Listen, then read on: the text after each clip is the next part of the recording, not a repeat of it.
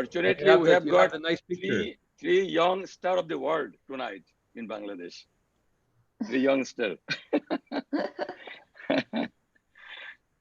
Well, it's a So pleasure to be here with if everybody. you give permission, we can start, Ike. Yeah. Great. We are live on YouTube, so we can start, and it's 8. Okay. So our program is also being telecast in YouTube and many Facebooks. And usually we have 2,000 to 3,000 participants in most of the webinars. So hopefully this time also will be like this.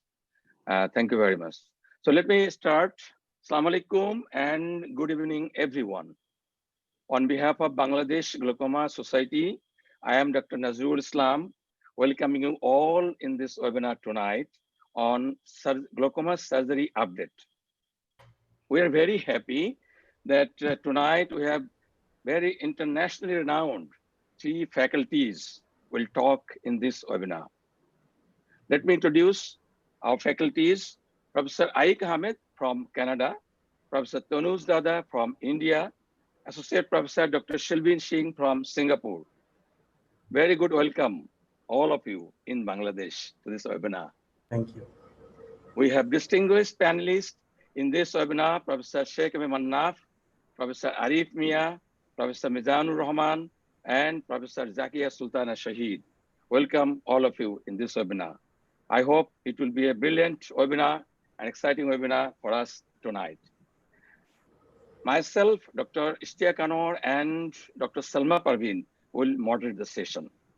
First of all, I would request Dr. Salma Parveen to introduce our panelists, please. Okay, thank you, sir. Welcome, everybody. I'd like to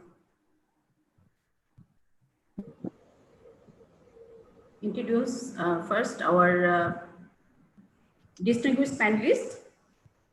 Number 1 panelist is Professor Sheikh Mannaf. He's a senior consultant and managing director of a very popular and leading hospital, Harunai Foundation and Hospital, and former head of the ophthalmology in the Bardem, past president Bangladesh Glaucoma Society, and he is advisor of Bangladesh Glaucoma Society. Professor Mohammad Arif Mia, he is senior consultant of one of the leading hospital. He was a former director, National Institute of Ophthalmology and Hospital, and past president Bangladesh Glaucoma Society, and he is now advisor of Bangladesh Glaucoma Society.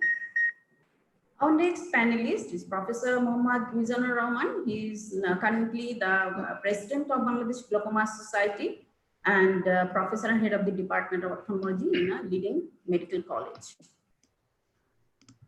Next is Professor Zakia Sultana Shahid. She is a consultant of one of the leading hospital and past Secretary General of Bangladesh Glaucoma Society. And our moderator, Professor M. Nazrul Islam, is very well known glaucoma specialist and is chairman glaucoma faculty of Bangladesh Eye Hospital Institute. He was past president of Bangladesh Glaucoma Society. He is current president of Bangladesh Society of Cataract and Refractive Surgeons and on board director of Asia Pacific Glaucoma Society. And myself, Dr. Salma Parveen, currently the Secretary General of Bangladesh Society, Glaucoma Society. So this is the introduction of our distinguished panelists. Thank you. Thank you, Dr. Salma. Now, without delay, let us start our webinar. Let me share my slide. Okay.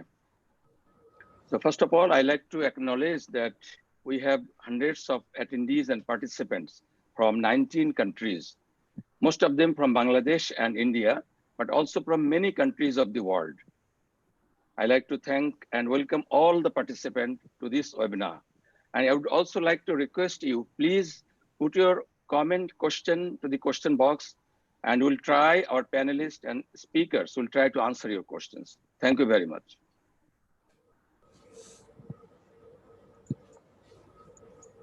They are our speaker tonight. Let me introduce the first speaker, Professor Tanuj Dada. I know him for a long time, a very gentle gentleman, good ophthalmologist, good teacher, good researcher, and great writer also, great author also. He is working in the RP Center for Ophthalmic Science, AIMS in New Delhi. He is the current Secretary General of the International Society of Glaucoma Surgery. Professor Tanuj is the Senior Chair of the Associate Advisory Board of the World Glaucoma Association. He is also on the Board of Directors of the Asia Pacific Glaucoma Society. And personally, I know he's contributing a lot to this society. He is the Chief Editor of the Journal of Current Glaucoma Practice. He is the Associate Editor of the Journal of Glaucoma. And as I told, he has more than 300 research publications in the peer-reviewed index journals. He has 5 textbooks on glaucoma, and I believe many of us here has read his books, including myself. He has trained many of us from Bangladesh and other countries. Thank you very much, Dr. Tanuj, and the floor is for you. Over to Dr. Tanuj, please. Let me stop my share.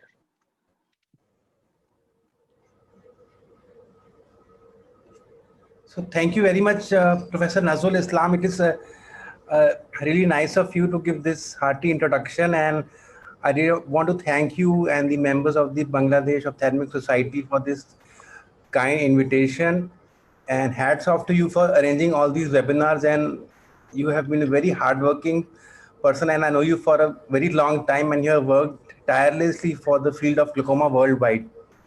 So today, the topic I am going to speak on is trabeculectomy, which is the current gold standard for glaucoma surgery, especially in developing countries.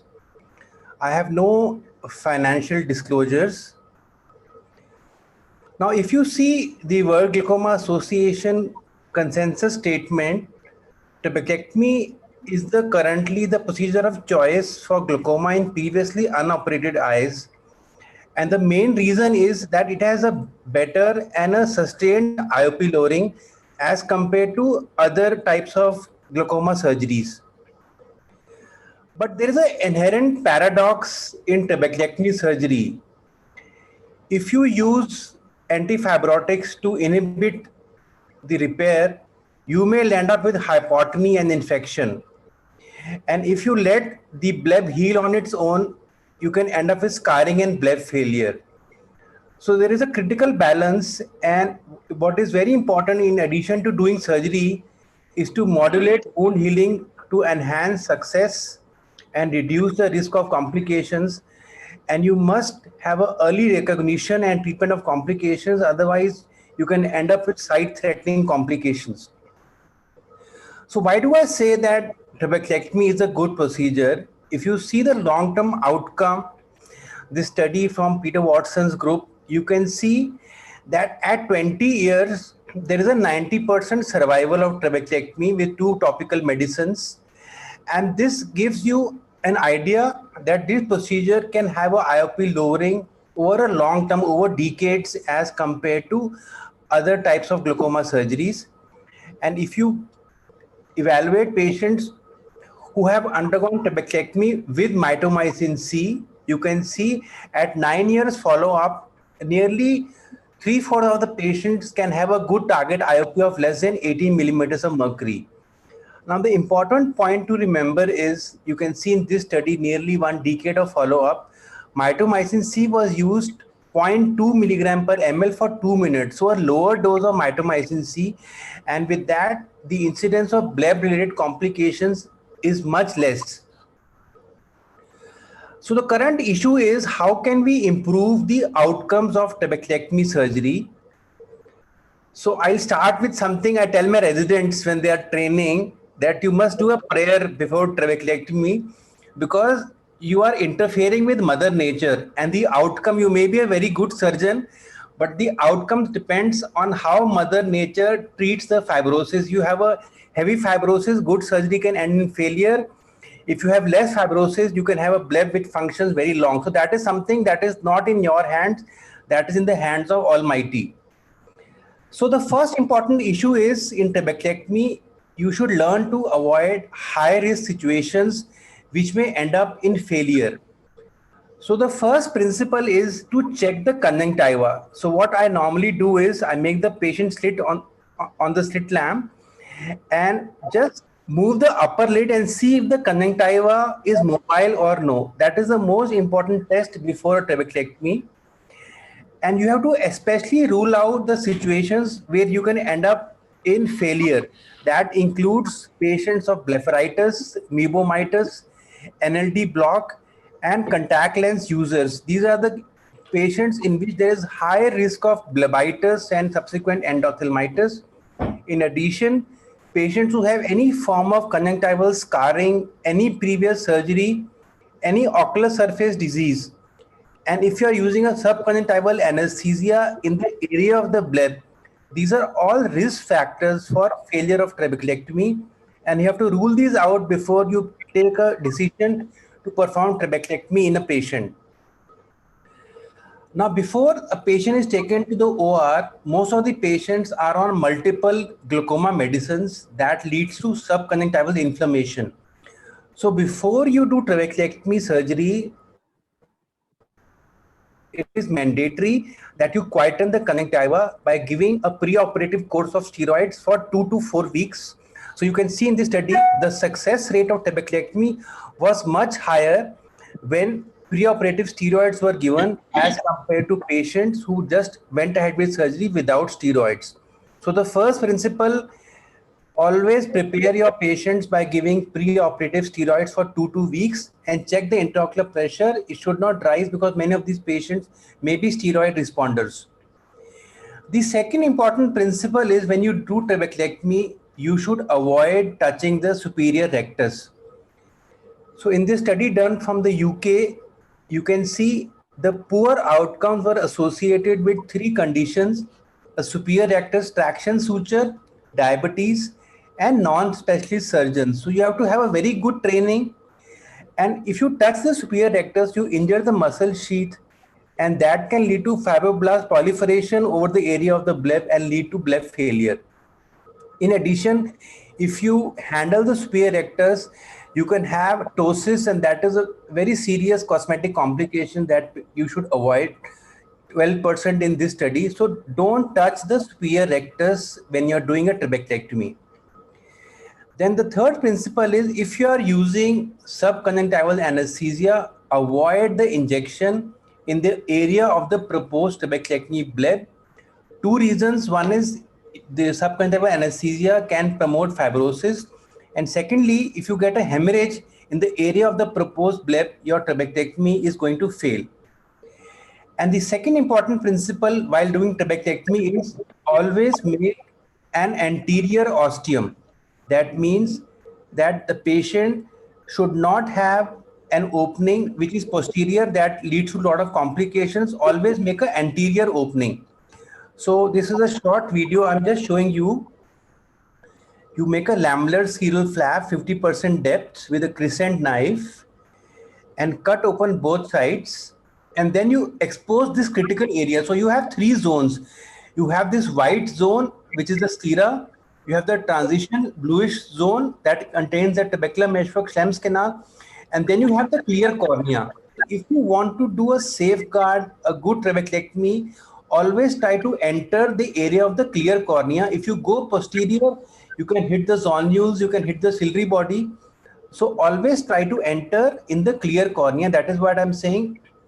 You put in an air bubble before entry, put in a pre-placed suture, and then make a guarded entry. You are cutting with a Vanna scissor. Now the important thing here to understand is whenever you make an ostium, you must have a guard of scleral tissue on both sides. So if it is a 4 millimeter flap, 1.5 millimeter tissue should be there on both sides. That prevents the shallowing of the anterior chamber in the post-operative period due to excess drainage. So you make a broad basal iridectomy, and then you close the flap. The pre-placed suture is already present.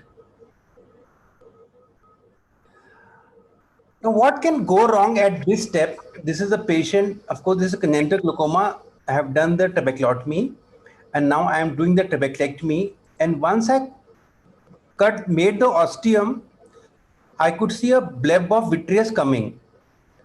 So this is a vitreous loss that can occur while doing trabeculectomy, and the main safeguard is always go anterior into the clear cornea. If you are posterior, you can get this vitreous loss, which is quite a serious complication you can face if you are posterior in your incision. The other issues which you can use in trabeculectomy is to use a AC maintainer. It helps you to maintain the chamber during surgery, and use releasable or adjustable sutures. And if you have a high risk situation in which patient has less than 10-degree field, you can leave some amount of sodium hyaluronate in the anterior chamber to prevent a shallow anterior chamber on the first post-operative day. So this is a patient of Sturge-Weber where there is a high risk of choroidal effusion. And in this, the additional step is that we are using an AC maintainer. So that maintains the intraocular pressure, and also any inflammatory mediators and blood, it will egress due to the AC maintainer is on. So they'll be flushing out of all the inflammatory mediators and any hyphema which develops during surgery. Once you're making the ostium, you close the drainage, and then again you put it on. You can judge the titration of your filtration by the AC maintainer. And another thing which we modified was to do a deep sclerectomy along with trabeculectomy. So this is known as augmented trabeculectomy. The basic purpose is to create an intrascleral lake. So this is our technique that we reported, trabeculectomy extra. So after making the laminar scleral flap, we are making a deep scleral pocket. So in this crater, you have aqueous, and then prevents adhesion between the two flaps. So after you have made the laminar scleral incision, you make a deep scleral pocket like a deep splenectomy. It should not extend anteriorly.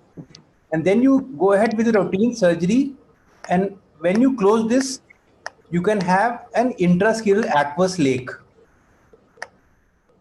So the advantage is you are draining into subconjunctival space. In addition, you are having an intrascleral lake which prevents the fibrosis between the two flaps.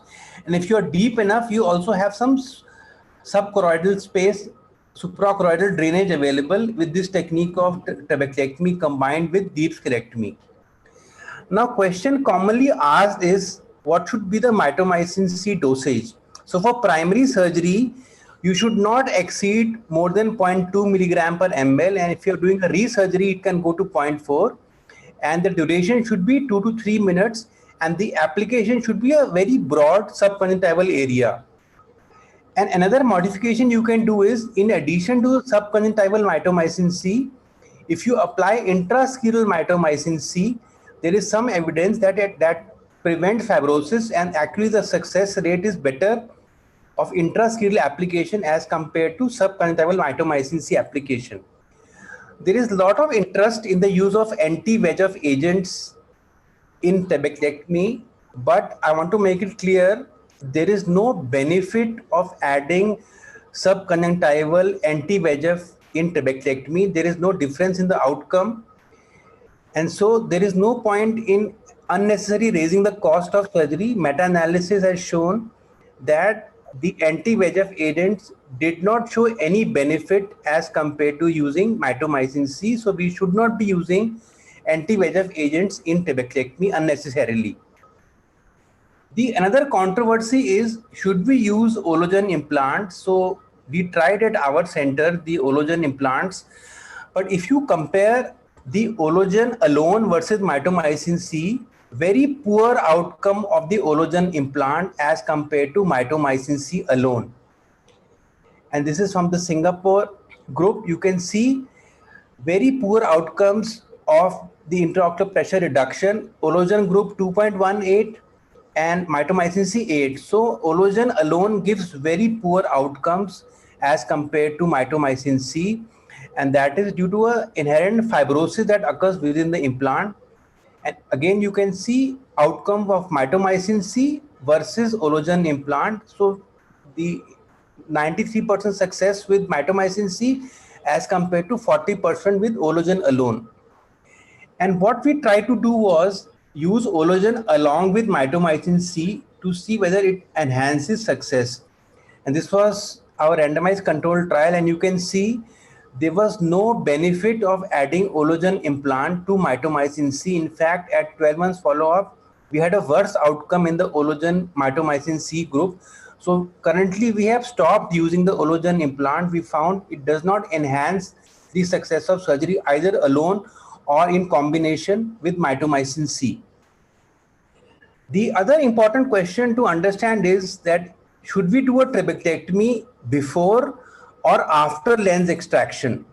So this is a question that is commonly asked. If patient has both cataract and glaucoma, which one should you do first?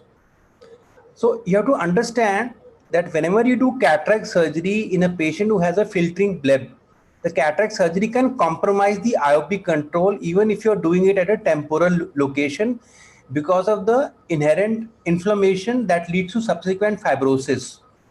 So cataract surgery definitely reduces the function of the filtering bleb due to upregulation of the fibrogenic cytokines. So it is always better that if you have a patient of cataract and glaucoma, you do phacoemulsification first, followed by trabeculectomy, rather than the option of trabeculectomy first, followed by phacoemulsification. And in this study from Dr. Crausten's group in Australia, they found that the sequence of phaco followed by trabeculectomy has much better outcome as compared to the sequence of trab followed by trabeculectomy, followed by phacoemulsification. So always first take out the cataractic lens and then subsequently do trabeculectomy. Now, once you have done surgery, you must give steroids for at least 8 to 12 weeks after surgery. Don't be in a hurry to stop steroids. And if your bleb fails, this is a technique that we first published, the OCT guided bleb needling. So you have to needle the bleb if the bleb is failing. However, if you do needling, the long-term outcome is not good. You can see at 3 years, most of the blebs had again failed. There was a rise in IOP. So a short-term measure may be there with bleb needling, but long-term outcome of bleb needling is not good. So what is the alternative if bleb needling does not work and your bleb is failing? So recent studies have shown that you can do a posterior revision of the failing bleb. That means you again open the bleb, put in mitomycin C, and again open the ostium. So revision trabeculectomy gives much better outcomes as compared to the needling. This is a study from the US, small incision revision of trabeculectomy. So it gave a substantial IOP lowering as compared to studies on needling. The IOP was sustained at 5 years with a success rate of nearly 70%, IOP less than 18. And the most important thing after you have done trabeculectomy with mitomycin C is to prevent bleb complications. The most problematic one is blebitis and endophthalmitis. So whenever you do a trabeculectomy, you should remember that the bleb-related infections can occur at any time during the postoperative period. If you have a late bleb leak or a patient of blepharitis or somebody using punctal plugs, juvenile and pigmentary glaucoma, these are conditions in which there is high risk of late bleb infection. So if you have a patient of bleb leak, they must be managed immediately with surgical means because these are the patients that will go into blebitis and endophthalmitis. So if you get a patient of early bleb leak, that means bleb is leaking within 6 weeks, you can give a short course of oral doxycycline along with a contact lens or banding.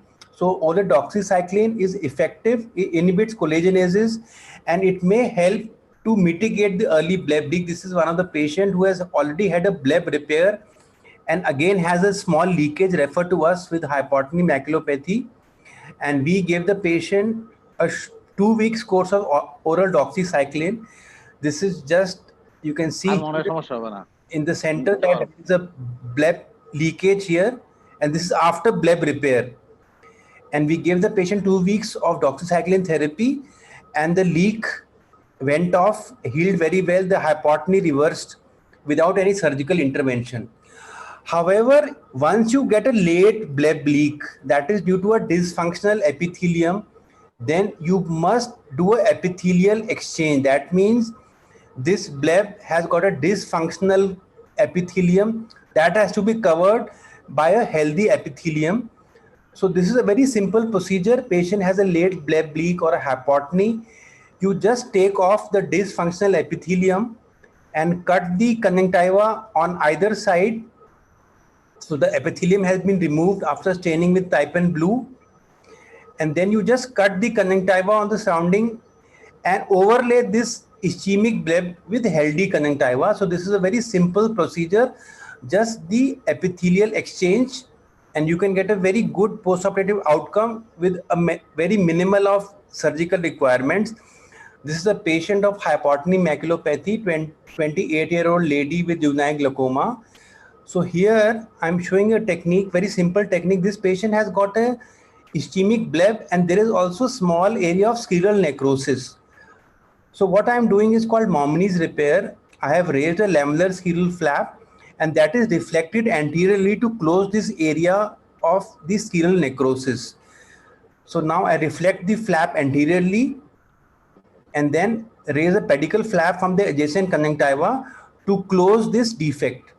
So a simple Momini's procedure with the rotational pedicle flap, and you can get a good post-operative result, and you don't require any eye bank sclera, and you can see preoperative bleb and the post-operative outcome with a healthy overlay of conjunctiva.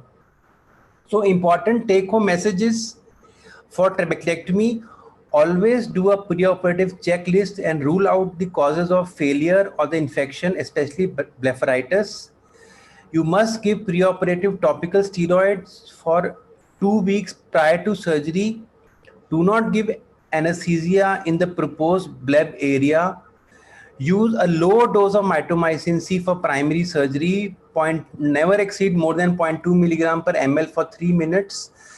In advanced glaucoma, try to use a AC maintainer and always use releasable or adjustable sutures. What I showed you, you can make a deep scleral pocket to augment the surgery by integrating fibrosis. Post-operative steroids must be given at least 8 to 12 weeks. And whenever in the post-operative period you get a wound leak, that has to be managed aggressively with the surgical maneuvers. So trabeculectomy is a high yield, high risk, high maintenance surgery. You should do your best and pray for the rest. So I'll close here. Thank you very much for your kind attention.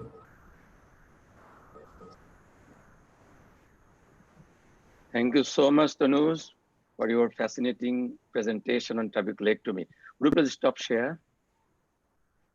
Well, it was really fantastic.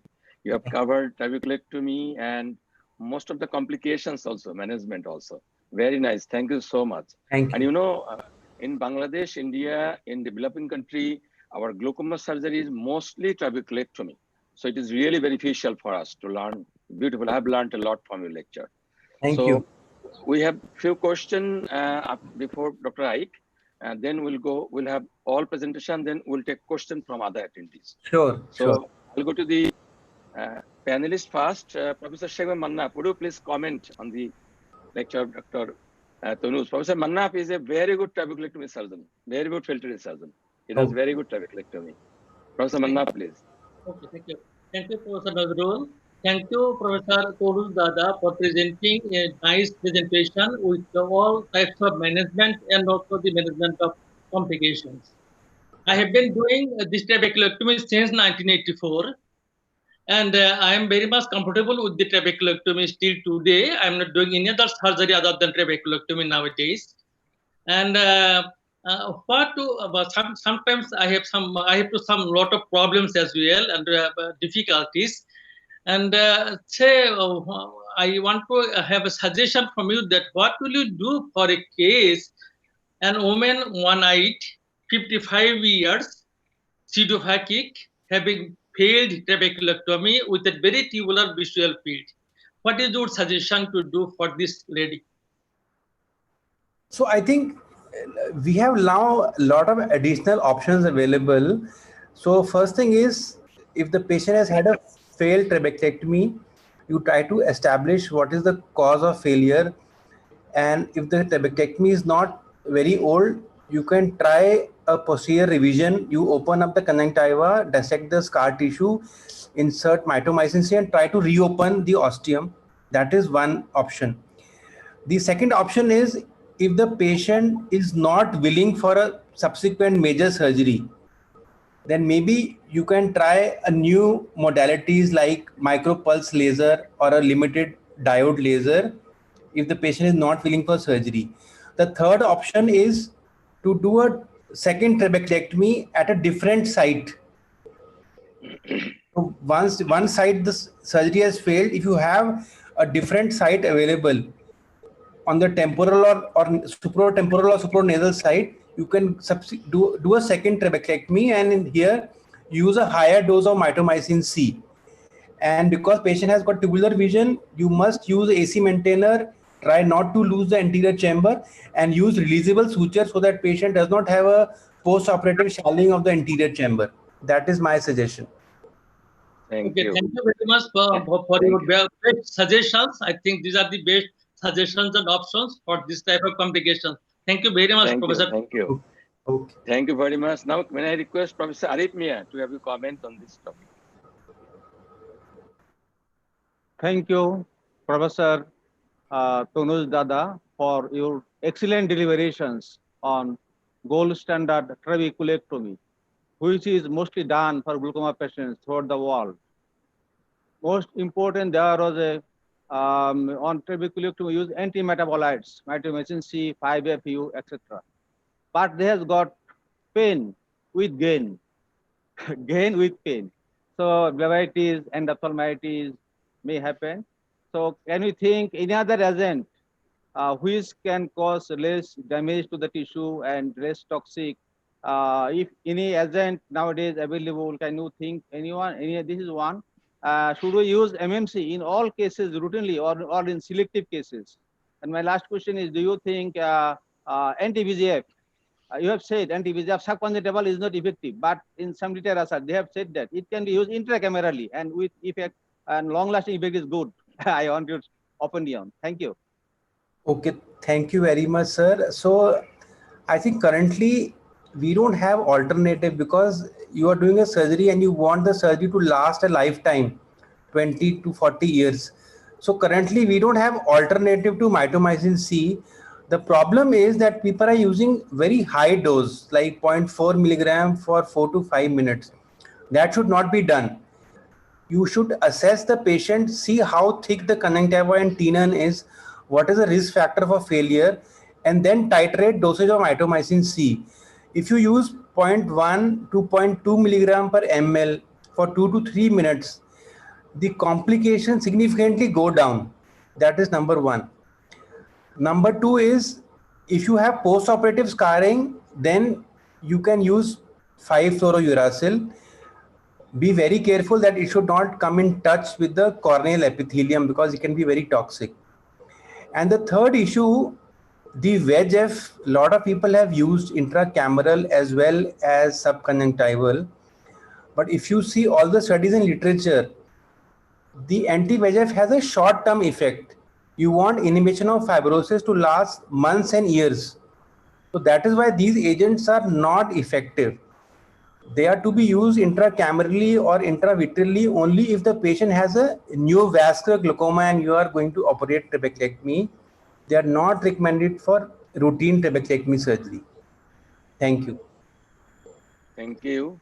I have a question to Dr. Aik here. Dr. Aik, you have shown in your YouTube video the subconjunctival low dose MMC is effective before trabeculectomy.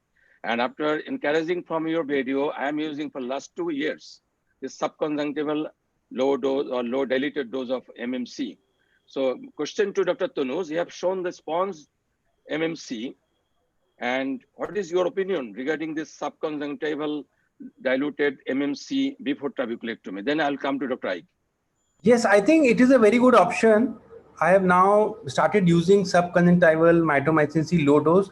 So it's a good option. You can give the injection and then dissect the tissue and wait for some time, it gives quite a good result. Okay, thank you. Dr. I, could you please comment on this issue, particular issue? Thank you very much, Tanuj. I enjoyed your speech and always good data-driven evidence and reflection. So thank you. The use of mitomycin injections as opposed to sponges has been around for many years, probably 15 years as far as I know, and has been used. We do need more data. I will say this: we need more evidence properly to compare them in a properly done study. Now, there is some evidence, and there's some studies, as you will see, and most of them show that the results are fairly similar, maybe less encapsulation, perhaps a more posterior distribution of flow because of the injection. So I do like it. I typically use, not more than 0.1 cc, however, because doing more than this, we get a very large exposure and we don't need it to go into the adjacent quadrants. I have moved to actually doing my injection after I open the conjunctiva and tenons as opposed to before. And why do I do this? Is because I like to get the dissection of tenons done first, and this allows for a clean dissection. If we inject it before, then the tenons gets hydrated, it becomes more splintered.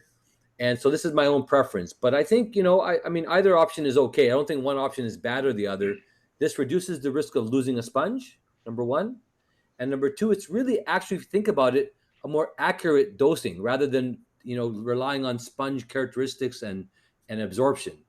And I don't think it's dangerous, I'll tell you this. However, like any mitomycin, you can still get complications because it is mitomycin and it is a partial thickness filter.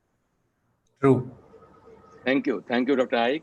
Dr. Stelvin, do you have any opinion regarding the MMC used in trabeculectomy?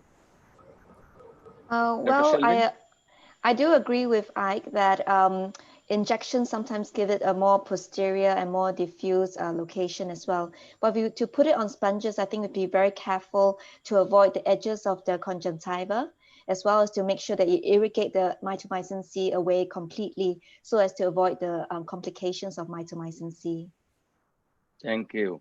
Dr. Aik, what I do, I take 0.1 ml MMC, 0.3%, and I add 0.0 ml lidocaine with it, and I put under conjunctiva. Is it okay? Is any problem? So we did the study because lidocaine and its pH, we were worried that lidocaine may potentially reduce the effectiveness of mitomycin. The answer is it does not affect the mitomycin power. So you can use this no problem if you wish to do that. Not a problem. It's fine. Of course, remember, now you have diluted your concentration. So in effect, you're using a lower concentration. We have to be mindful of this depending on the patient. As Tanu said, if it's low risk, you can use I typically use 0.2 milligrams per cc, non-diluted, but I do go up to 0.4 if it's a reoperation or a darker patient or a younger patient. And if you dilute it with lidocaine, then you have a lower concentration. So just be mindful of this. And for that reason, I'll be honest, I don't typically dilute it myself. I just use the pure stuff, and I can do some top-up lidocaine if I need to, in addition, if I need to. Thank you. Dr. Vanita Patok from India asked the same question. I think she got the answer. Dr. Tonus, you have many questions, but I think after all presentation, we'll come to you again. Yeah, just one point, Dr. Nazrul, just one point regarding the sponges. We have had occasions where the sponge has been left inside. Yes. So that is very disastrous complication. Yes. So just one tip. I had only once. You can stain the sponges with trypan blue. Yes. Before putting the sponge, just stain with trypan blue so that it is visible when you take it out. Because I have had residents who have left the sponge, it's not visible. So if you stain the sponge and then put it, then you cannot falter. It will be visible and you will remove it. Thank you. Thank you. Let me go to the second speaker. Share. Sorry. Let me share this slide. Dr. I, can you see? You have so many fans in Bangladesh. So many fans in Bangladesh. And really, we are very happy to found you in Bangladesh in a webinar. Really, we are so much happy. Thank you so much. Actually, Dr. Aik is one of the 3 influential and famous ophthalmologist of the world. It was published in the Journal of the News Ophthalmologist in the magazine. And I've seen such a talented young ophthalmologist I've not seen in my life. He's so talented. He does so complicated, so complex surgery, especially cataract and glaucoma. Really, I learned many things from your YouTube videos. You are a great teacher. Thank you so much. And of course, he is now working as a clinical professor in the University of Utah in Canada. He is director of the Glaucoma and Advanced Anterior-Segment Surgery Fellowship Program in the University of Toronto. He is the research director in the Kensington Eye Institute. He is the medical director of the Prism Eye Institute. He has given over 1,000, wow, 1,000 scientific presentations so far in the world, including 40 visiting professors' lectures.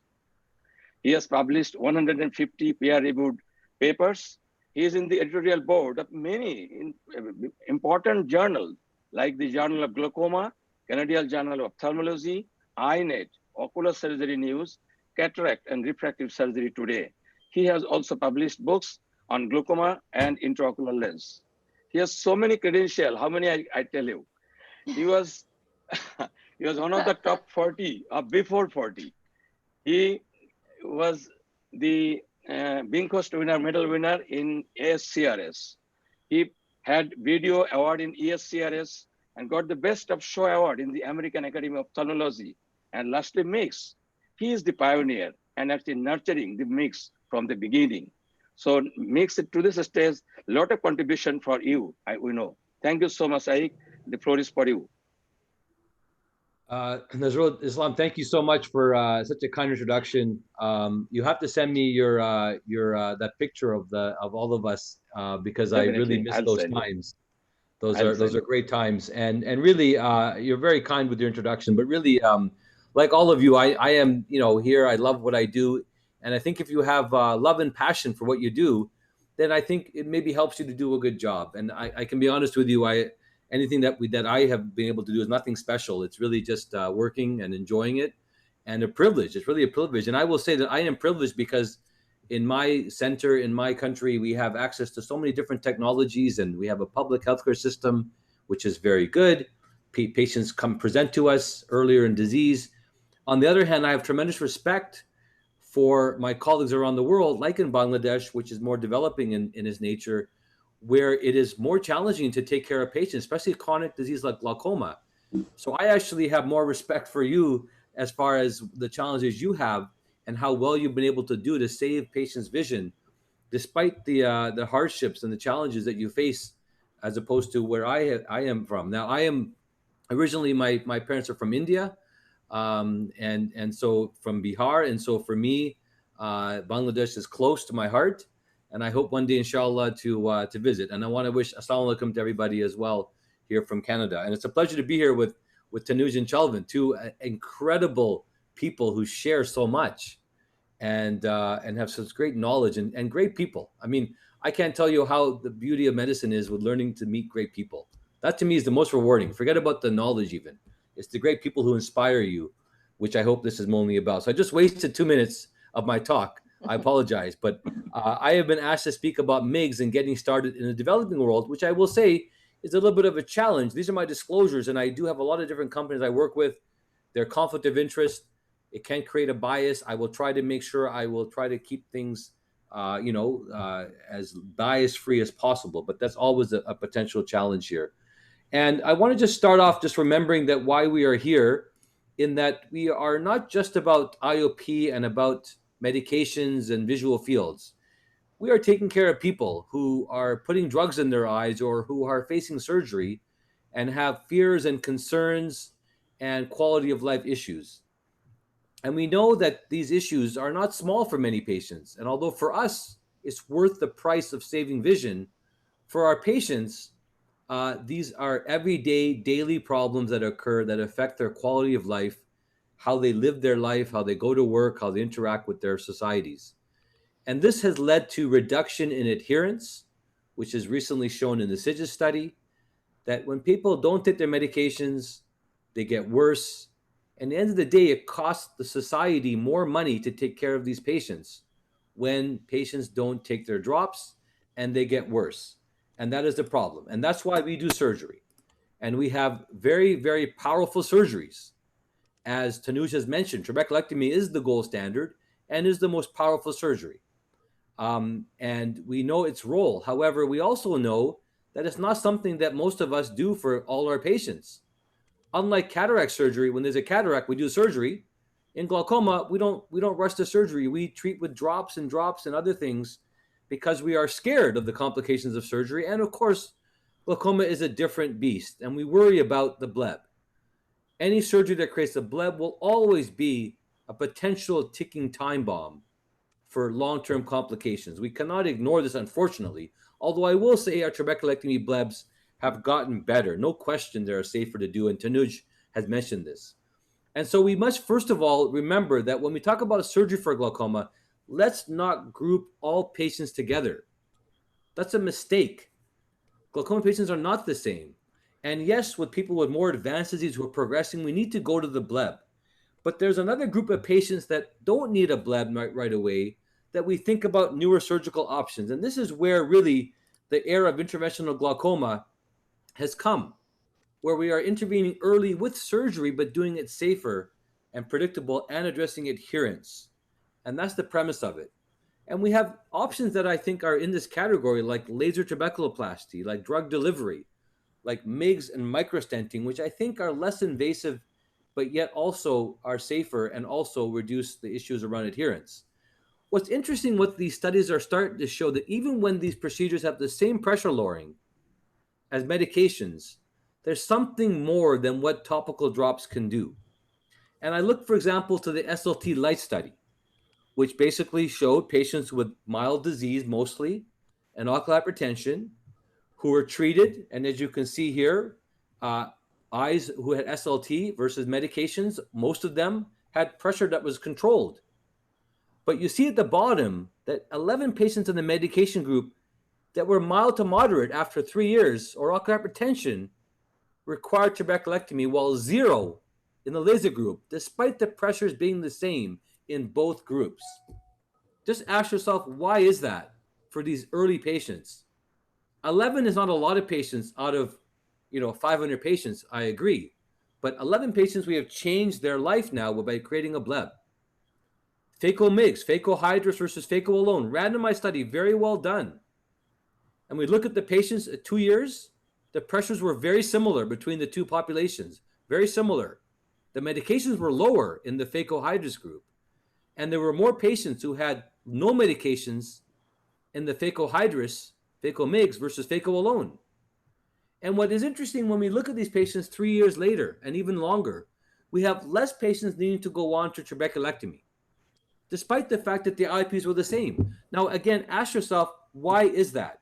And I think it has to do, again, with control of pressure without relying on drops. And this is one of the premises of MIGS. The problem is, with glaucoma surgery, we have safe procedures like MIGS, but we lose efficacy. And this is the challenge with procedure selection between all these procedures. We have many procedures now that are new: trabecular mesh for Schlemm's canal, supraciliary, subconjunctival, and we're going to focus on this area, which is the conventional outflow. And these procedures are procedures that are more modest in pressure lowering. They don't lower pressure like trabeculectomy. And I wouldn't even bother comparing it to trabeculectomy. Maybe compare it to medications, which is more appropriate. And these are patients who are looking at in the mid-teens pressures. The goal is to reduce medications and possibly eliminate. For me, the ideal mixed patients are patients who are going to cataract surgery and have glaucoma. I don't like to do combination phaco traps. I believe phaco traps are not as successful as doing trabeculectomy alone. It'd be interesting to speak afterwards with my colleagues. But phaco traps don't do as well. There's more inflammation, more blood aqueous disruption, even over 4 months, than trabeculectomy alone. I'd rather separate them out. However, phaco MIGS often work synergistically together, and I like to combine it together as an opportunity either to do it before trabeculectomy or staged. The patient who is young, uncontrolled, juvenile glaucoma, with or without uveitis, these patients, for different reasons, respond quite well to MIGS, and I like to avoid trabeculectomy in these patients. And then there's older patients who are not severe, but they're having problems with their drops and they're not compliant and they have red eyes. that I think MIGS can serve as a reasonable option. Now, there's so many options out there for MIGS, and it's a very busy field. This Some of these curved, flexible filament with an internal lumen. and some This of these filament can be used to are inject less viscoelastic complicated. or to. But I will say that with these procedures, that there's a difference with the approach, the cost, and the complications. I will stick primarily to dealing with cutting procedures in this talk because I believe these are more adaptable to the developing world. However, there are stenting approaches and other more complex approaches as well. And I won't go through all the data, but I will say that these procedures in general, whether they're combined with phaco or standalone is more useful because we don't have the confounding of phaco. These patients lower pressure modestly. They lower pressures to mid-teens, but they're not to replace trabeculectomy. And I want to, again, caution us from, thinking of these procedures as procedures that replace trabeculectomy. It's not a competition. It's not a rivalry. This is something that can be used, again, prior to trabeculectomy into the right patient. Remember that what we're doing here.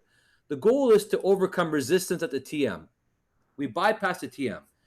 We dilate the canal in some cases, and we make an assumption here that the distal outflow system is intact. This distal outflow system of episcleral veins and aqueous veins we assume is intact, which isn't probably all the time the case.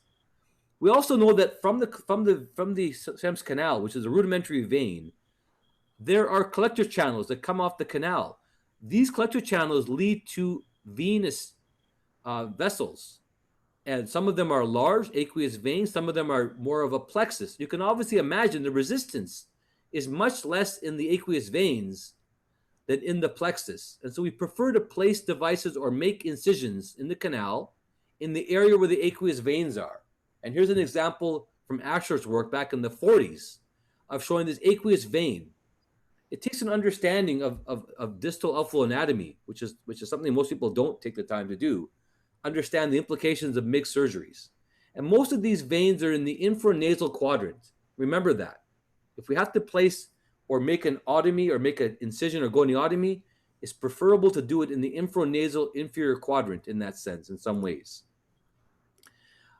We also know that we don't necessarily need to make a 360-degree otomy because resistance plateaus after about 4 clock hours of opening up the canal. This is because of the distal outflow resistance that's present. And once you get past 4 clock hours, we don't necessarily find more drop. Remember this point. And so, for example, if I'm doing a trabeculotomy, ab internal, I typically only do 180 degrees for most patients, except for pediatric congenital glaucoma, for example. And you can see what we've done is here, we're trying to get into the inferior quadrant, and I typically move 180 degrees, superiorly in many cases, but at least try to get something in the infranasal quadrant. When I do 180 degrees, I don't just do an inferior goniotomy because sometimes you get bleeding and the blood settles inferiorly, and this can block the trabeculotomy. So I think it's important to do it more nasally, infranasally, and even superiorly. And this is a consideration of where do you do your trabeculotomy. Just to show an example, this is using ab internal canalplasty using a microcatheter. This certainly makes it easier to do, but I'm just going to show this procedure here just to show the steps of the procedure. In this case, we're making a small incision, in this case in the nasal quadrant, to provide good access. The incision is very important for this catheter, or suture if we use a suture. MVR blade or a 27 or 25 gauge needle is used to do the goniotomy. Now, one tip, make sure we fill the eye with good viscoelastic to keep the pressure high, because otherwise we get blood reflux, which can affect our view. The goniostomy is very important, visualization is important, and there you see the goniotomy made with the use of the MVR blade. Push down the posterior lip, and this just allows you to see the scleral spur and the opening, fish mouthing of the canal.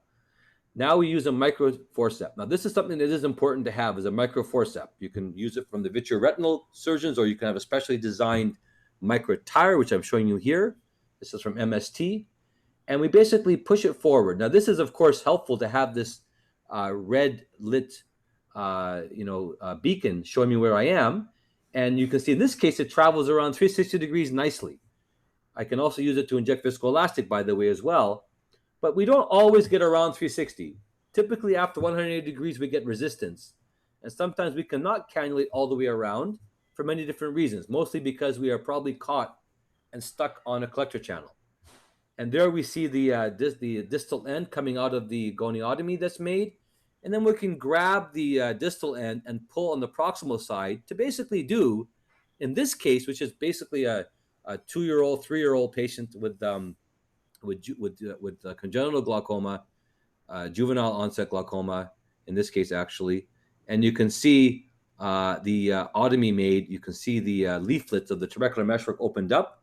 And we have now eliminated the resistance in these cases, which we know in congenital glaucoma and juvenile glaucoma, which I believe is a spectrum of the similar genetic issues that can occur in some cases, where the trabecular meshwork is dysfunctional and anomalous. And we typically like to leave some viscoelastic in the eye at the end, about 1/3 of the anterior chamber, filled with viscoelastic to prevent post-op hyphema. Now, in the developing world, this can be done with just a few dollars, using an MVR blade or a 27 or 25 gauge needle, 5-volt proline, a low temp cautery, and the one expense is using a micro tire, in this case from MST, or using a micro instrument from the retina colleagues as well. Here we're using the blunt tip of the low temp cautery to create a round nose tip of the 5-volt proline. That's all we do. This allows the suture to nicely pass smoothly in the canal. And then we basically make a decision. This decision is important. Place it in the right space to have the right trajectory to enter the TM. Have it in the eye before tilting the microscope. And then you can see we will basically, after tilting the microscope, make our trabeculotomy. In this case, you can see with a 25 gauge needle to swing left and right. Make sure this is long enough to allow the suture to be placed, and then bend the suture by basically pulling toward you to find the right angle, pushing against the TM, and push it forward. Usually it's about 40 short or 20 long pushes. And once we get past 180 degrees, we do get resistance. Now you can see, we cannot see the suture where it is. And there are situations where the suture may end up, for example, going suprachoroidal. If the patient has pain or bleeding in the eye, we should stop. This may indicate the suture is going more peripheral. And now we see the suture end in the anterior chamber. We grab the suture, it's very simple to do, and then pull the external side to create the 360-degree trabeculotomy, admixture trabeculotomy, or GAT, goniosystic assisted transluminal trabeculotomy. There are other techniques like this technique, and this is basically what I typically do, which is basically, again, making a small goniotomy, passing the suture, in this case, 180 degrees. This is basically about 10 long pushes. And you know you're 180 degrees when you start to see the suture flex. Look at the flexion here. It's showing the bowing here because of resistance as we get past 180. At this point, we start pulling toward the center, and we call what we call walk the dog, meaning we basically grab the suture and pull the suture along the circumference of the angle. And this prevents the suture from coming out of the canal. We want to stay in the canal, right, to do the goniotomy. And then we regrasp, pulling, you can see here, and we do a nice 180 degrees, goniotomy that's done. And this is, for most adult glaucoma, this is what we typically do. This is another example just to show you with another mirror, another technique using the Omni system. Now, this is basically a built-in system which has a suture and has an injection port to allow us to do it. This is a phakic patient, lidocaine and myostats put in the eye for pupil constriction, click corner incision. And I'm using, in this case, a double mirror. This is actually using a double mirror without tilting the microscope, just to show you the canal with some areas of blood reflux, which probably indicate some areas of larger potential episcleral aqueous veins. We will basically, in this case, we're using this cannula. This is different than the suture. And what I'm going to want to show you is just to show you the passage of the cannula, because you don't always see this. Look at the suture moving around here, just to show you what's happening when we do an aberrant trabeculotomy. Look at the suture pass around there. We can basically pass it all the way around. In this case, we can inject viscoelastic as well. And then we can retreat it back here. You can see the blood reflux now coming after we've cannulated the canal. This expands the canal as well and injects viscoelastic. And we can then do a goniotomy by pulling the suture as you saw there. This is a small goniotomy we did. And as expected, it's normal to get bleeding. I typically like to hold antiplatelets and hold anticoagulants to prevent excessive bleeding postoperatively. In this case, I went and did more treatment. In this case, you can see we're going 360 here. And you can see we're pulling the suture here to create, in this case, this was about 210 degrees of ab-internal trabeculotomy here. And you can see that passage there. And this is just to show post excision. Look at the trabecular meshwork flap folded down, which is where the TM has been opened, and you see the blood reflux from the collector system that is expected there as well. So just to finish off, I want to mention a couple of things. This technique is very dependent on you as a surgeon. And visualization is absolutely important to ensure. I like to use a Swan-Jacob lens most of the time, what we do for our juvenile or congenital glaucomas. I can hold my left hand or right hand and be very mindful for the view. For those that are starting off, this is what will happen. You have bubbles in the anterior chamber. You can see that the view is poor. There's stria on the cornea, the blood on the cornea from the incisions, blood in the eye. This is what we don't want to see, right? This is what happens at the beginning. So it does take time. The biggest challenge in learning MIGS is getting the right view. And these are our fellows in residence that are struggling sometimes to get the right view. Like, how can you put a suture in the canal when you can't even see it, right? And that's what's very important. Also be mindful of tilting the microscope enough. You can see before and after, we have a top-down view on the top because we're looking down onto the iris. We don't get a good view of the TM. Tilt the patient's head more, and now we get a more en face view of that. To prevent bleeding, it's nice to have a more reverse Trendelenburg, keep the head up to reduce the risk of bleeding. And just remember all the different things we need to do to tilt the microscope properly. This is eye stent here. Okay, but you can see we tilt the microscope about 40 degrees, 45 degrees. We turn the head. Up my hand a little bit here, guys. And this is topical anesthesia. The patient's head is tailed, is turned. We have a nice view of the trabecular meshwork, a very nice view, as we can see. And sometimes in a very lightly pigmented TM, of course, please do gonioscopy before you do the procedure in the office so you see the trabecular meshwork. A trypan blue can be used, and you can see how nicely it lights up the trabecular meshwork. This is probably good for when you're at the beginning stages. This is a eye stent to do that. So I wanted to show that. And just to show, actually, sorry, one more thing. The Cahook dual blade is a unique blade with two. This is probably something that is maybe more available, the Cahook dual blade, which is two blades on either edge of this cutting instrument. This is like a knife, but it has two edges on it. And we basically place it in the trabecular meshwork to create this cut. Ideally, actually, not only doing a cut, but actually excising the trabecular meshwork. We usually start on one side, do the other. Typically, you get about 90 degrees of treatment here. And you can see the foot plate placed in the canal, sliding across. And we basically can then get a strip of the TM. And this is what you see after the procedure, the TM strip being removed. Remember, these patients are not trabeculectomy patients. They don't need lots of steroids. Treat them, yes, for the first week or two, but then taper them down because these patients can get steroid response. I put a little bit of viscoelastic in the end just to make sure if I do a trabeculotomy to prevent low pressures and bleeding. And sometimes we have to reintroduce medications if the pressure goes up in the first 2 weeks. But remember, when the steroids wash out, the new pressure baseline will often be achieved and we can reduce the medications that are used. So those are some pearls for using MIGS in the developing world. And again, still a lot to learn from these procedures. Thank you very much. Thank you so much, Ike. It was a wonderful presentation. And we have learned actually some kind of mix which is really helpful for the developing countries, like GATT, 360-degree ab-internal canaloplasty, Cahook dual blade. I think these are the possibilities you also find here. In Bangladesh, you know, Dr. Rashid Nizam from USA, he's from Bangladeshi. He came to Bangladesh and he trained some of us with Cahook dual blade. And we had the opportunity to do some 5-6 cases only, but it's not available here, so we don't get it. He also brought some eye stent. We did few only, but it's not available here. Then I think with 5-0-proline, GATT is possibility.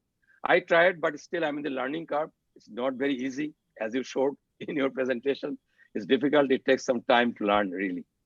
So thank you very much. Now I would request our panelist, Professor Mizanur Rahman. Would you please comment? Professor Mizanur Rahman. Yes, thank you, Professor Nuzul Islam. Actually, Dr. Aik Ahmed, he is the pioneer of this MIGS technique.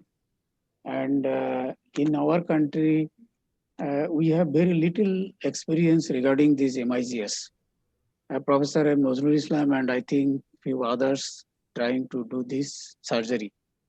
One thing I have an intention to know, what is the preferred option, Dr. Aik, you are using, whether suprachoroidal outflow or you are using the trabecular bypass stent? Which one you prefer, whether suprachoroidal or trabecular bypass? And another thing is that you are using stent, and what type of stent you are using? Which one you prefer, whether it is Hydras or Cypas or Zelzen or this glucose eye stent? Which one is the best in your opinion? And the third thing is that whether you are using stent commonly or you are doing the trabecular surgery like trabectome or like the GATT, which one? So all these things we want to know, we want to share with you because we have a very little experience. And lastly, what is your suggestion for the developing countries regarding these MIGS? Which option we can try and how we can try? And which one is cost effective and how much effective for control of IOP? All these things, all these questions arise in my mind. So I think we'll be benefited from you. And let us give your opinion regarding these questions. Yeah, I mean, there's so much to talk about, and I'm going to be very interested in Chelvin's opinion as well. She has so much experience as well. But I will just say a couple of things. First of all, suprachoroidal, CyPass is off the market. There were some problems with the cornea. I'm still evaluating the space. For me, it doesn't have the safety in general of trabecular meshwork canal. It may be lower pressure more, but there's also a fair amount of wound healing in this space. So I think there's a lot of questions still that exist. So for me, I don't do really any routine supraciliary suprachoroidal procedures myself. I do trabecular meshwork procedures, and I will group them as stenting. And I don't think there's one preference or the other. I think Hydrus and iStent both have their advantages. The Hydrus is longer, may have some more pressure lowering. The iStent can be more versatile and place it in different places if you do this. And I think both of the procedures work well with cataract surgery. I do think that in the developing world, however, that these are not available options. And I think that's why I think GAT or suture trabeculotomy, as Japanese have reported as well, using a simple 5-well Prolene suture can be done around the world. And I encourage folks to consider this procedure because it can be, I don't want to say cost effective, but it can certainly be low cost. And it's a reasonable option that has been shown in published literature to lower pressure. It's not perfect. Patients don't always get enough lowering, but it is generally a fairly safe procedure that can be used in the right patient. And I think that's what we still have to continue to do. So I think, I'm going to say provocatively, I believe every glaucoma specialist should have some mixed procedures, even if it's suture trabeculotomy in their pocket, to use in some cases, not everybody. And I think I mentioned earlier the cases that I typically use it in. And I think that it has a role there. And we have to have more data, of course, to support longer term benefits. Thank you. Thank you very much. Thank you, Dr. Aik. Now, can I request Professor Zakia Sultana Shahid for your comment, please, and any question? Dr. Zakia, are you here? Dr. Nazrul, I have one question for Dr. Actually, coming to you, yes, Professor Tanuj, what is your experience about mix and your question? No, I think GAT is the only procedure currently we can do and with the suture. But I was reading, I would like to ask Ike reports of late hyphema after GAT. So there's a patient gets up with spontaneous hyphema in the morning, many months and years after GAT. So that was something which I found quite scary. So your comments on that, Ike? Yeah, I mean, there have been some reports. It's certainly not very common, but of course, physiologically, when you think about it, it may occur in some of these patients. We've had a few cases over the last 15 years. That is one benefit from stenting. Stenting, typically, we don't see that much blood reflux, but again, not available. But with abdomen trabeculotomy, like GAP, for example, yes, there have been some reports of this. In general, it's small hyphema that may occur. It's rare to see a really large hyphema. And what I have done in those cases, sometimes we treat them with some steroids, but I can basically go and do some laser, typically a photocoagulation laser to the area where I believe the bleeding is coming from. And that typically resolves the problem in those cases. Again, I've only had a small amount, but yes, it is a known reported risk of this. Considering all the possible risks, though, I think it's very, very low. Okay, thank you. Now, can I request Professor Zakia Sultana Shahid for your comment on Dr. Aik's topic? Thank you, Professor Nazrul. And many thanks to Professor Aik for his most wonderful presentation. We really enjoyed each and every moment of his presentation. The thing is that in the long reign of trabeculectomy, the MIGS showed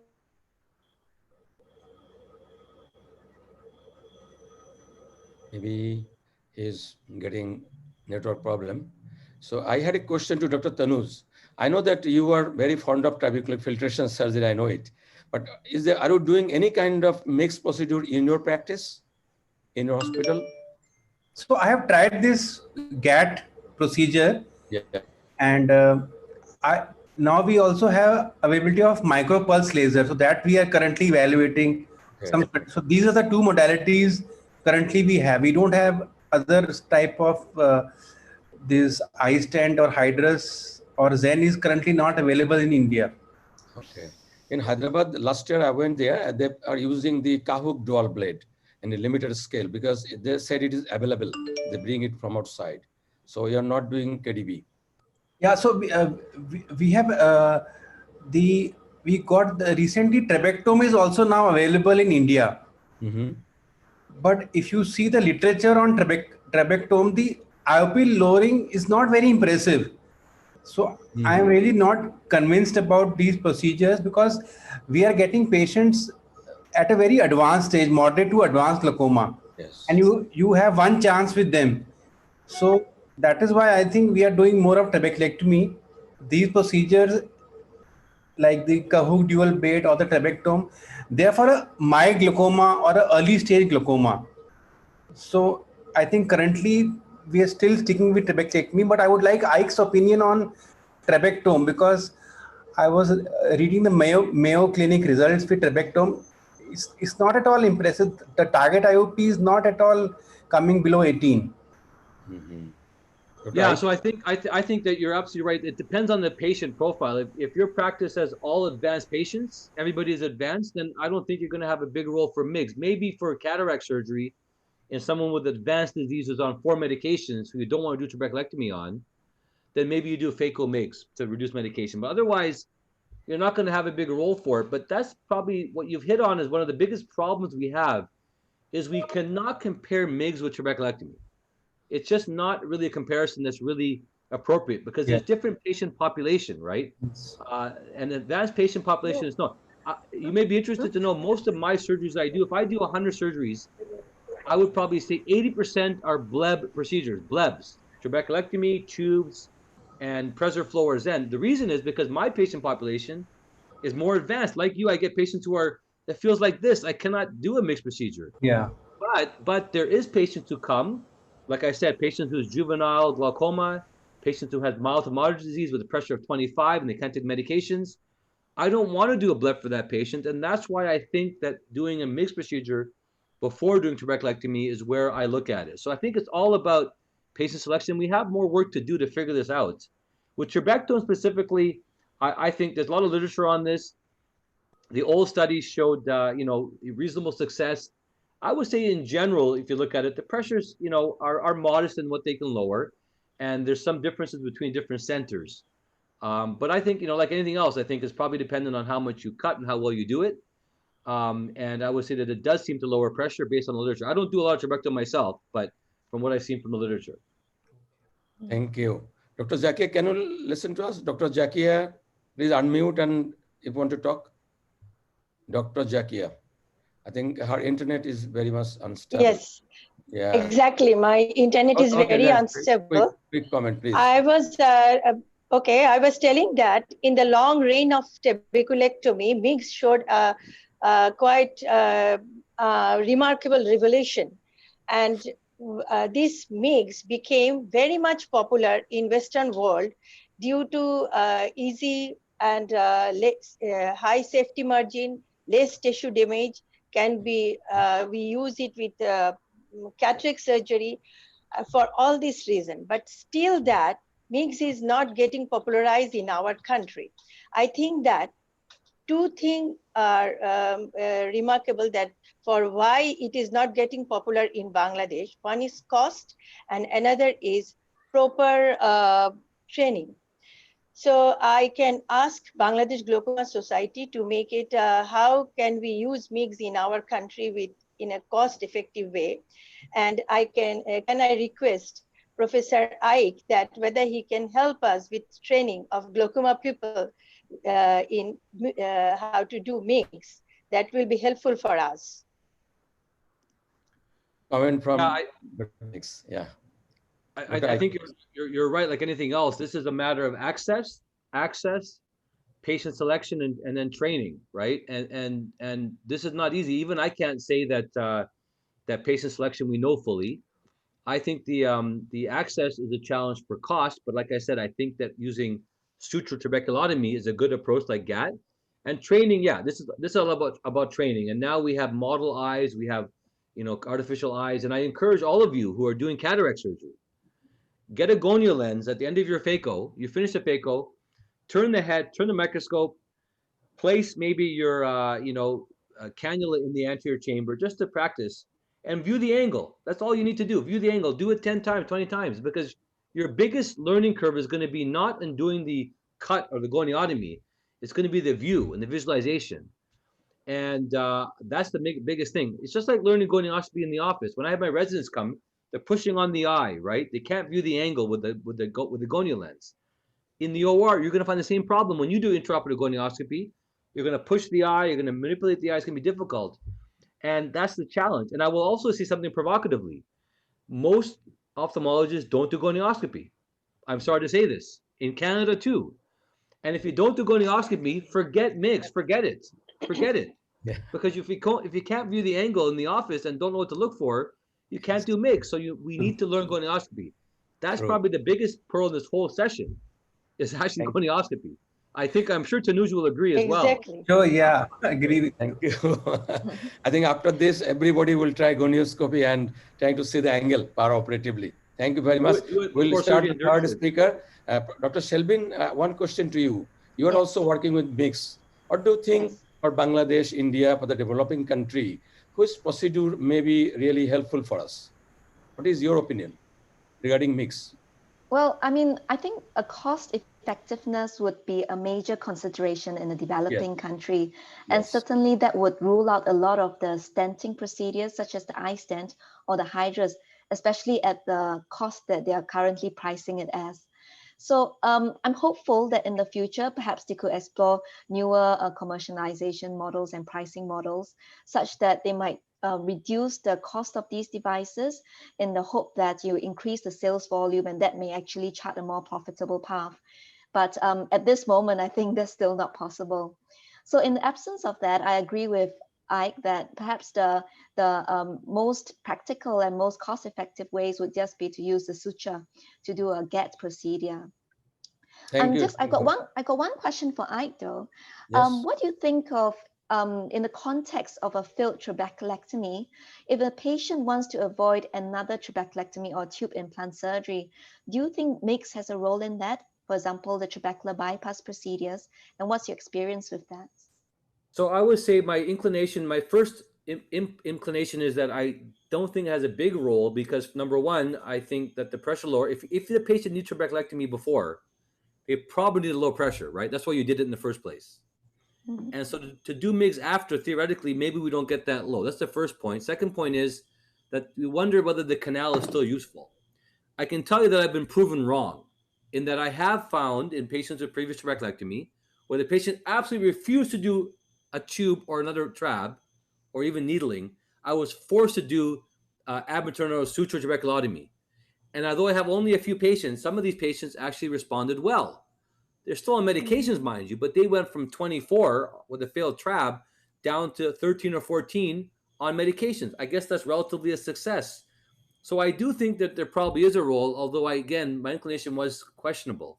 And this probably has to do with the fact that there's still some filtration still occurring in the trabeculectomy and that you still have a functional outflow system despite doing trabeculectomy. So although it wouldn't be my first choice, I think that we have to explore this more, and there is some data on this. That's what I felt, that you can possibly look at it. That's my impression. I don't know about you. Yeah, Thank you. Thank you, Craig. We have many more questions. I will come after third presentation. Let me go to the third presentation now.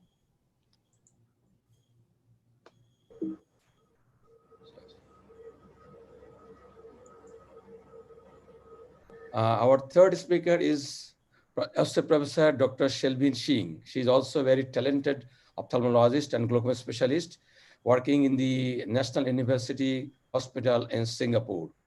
She graduated from Cambridge University with triple first-class honors, completed her glaucoma fellowship at Moorfields Eye Hospital. She has a special interest in the use of glaucoma drainage device. She is amongst the first surgeons in Asia to be accredited in the use of several novel MIGS devices.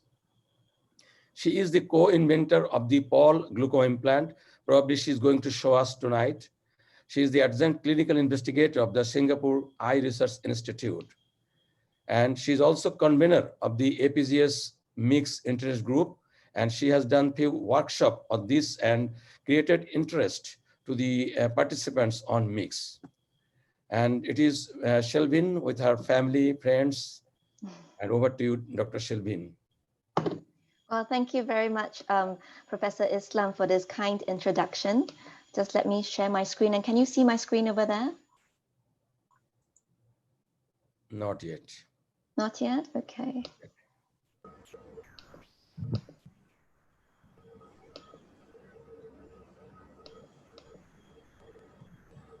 Are you clicking on the shared screen icon below? Yes, I tried it. Let's see. Okay, let's try again. Let's share. Can you see it now? Yes, yes, coming. Yes. Okay. Yes, now it is coming. Now it's coming, yeah. Okay, so thank you very much, Professor Islam, for this kind introduction and for this invitation to speak. And I'm indeed very honored to participate in this webinar in such distinguished company. So I've altered the title of my talk slightly so that it doesn't sort of overlap with the other speakers' talks. And I'll be speaking on tube implant surgery, the veterans and the newbies. These are my financial disclosures, including patent rights to the Paul glaucoma implant. Before the recent excitement with the MIGS devices, one of the first few glaucoma devices available to patients were the tube implants. Unlike the subconjunctival MIGS devices, such as the Zen or the microshunt, a very distinctive feature of the tube implant is that it has a plate attached to it. So ironically, it's the plate that is the defining characteristic of a tube implant. And a capsule forms around this plate around 4 to 6 weeks after implantation. And the properties of this capsule will determine and regulate the flow through the tube eventually. Tubes are primarily used for patients with failed trabeculectomy and previous conjunctival surgery, secondary glaucomas, as well as those with a vitreous in the anterior chamber. In the tube versus trap study, in the context of a failed trabeculectomy, it showed that a tube had a higher success rate compared to traps with mitomycin C, as well as a lower incidence of additional glaucoma surgery.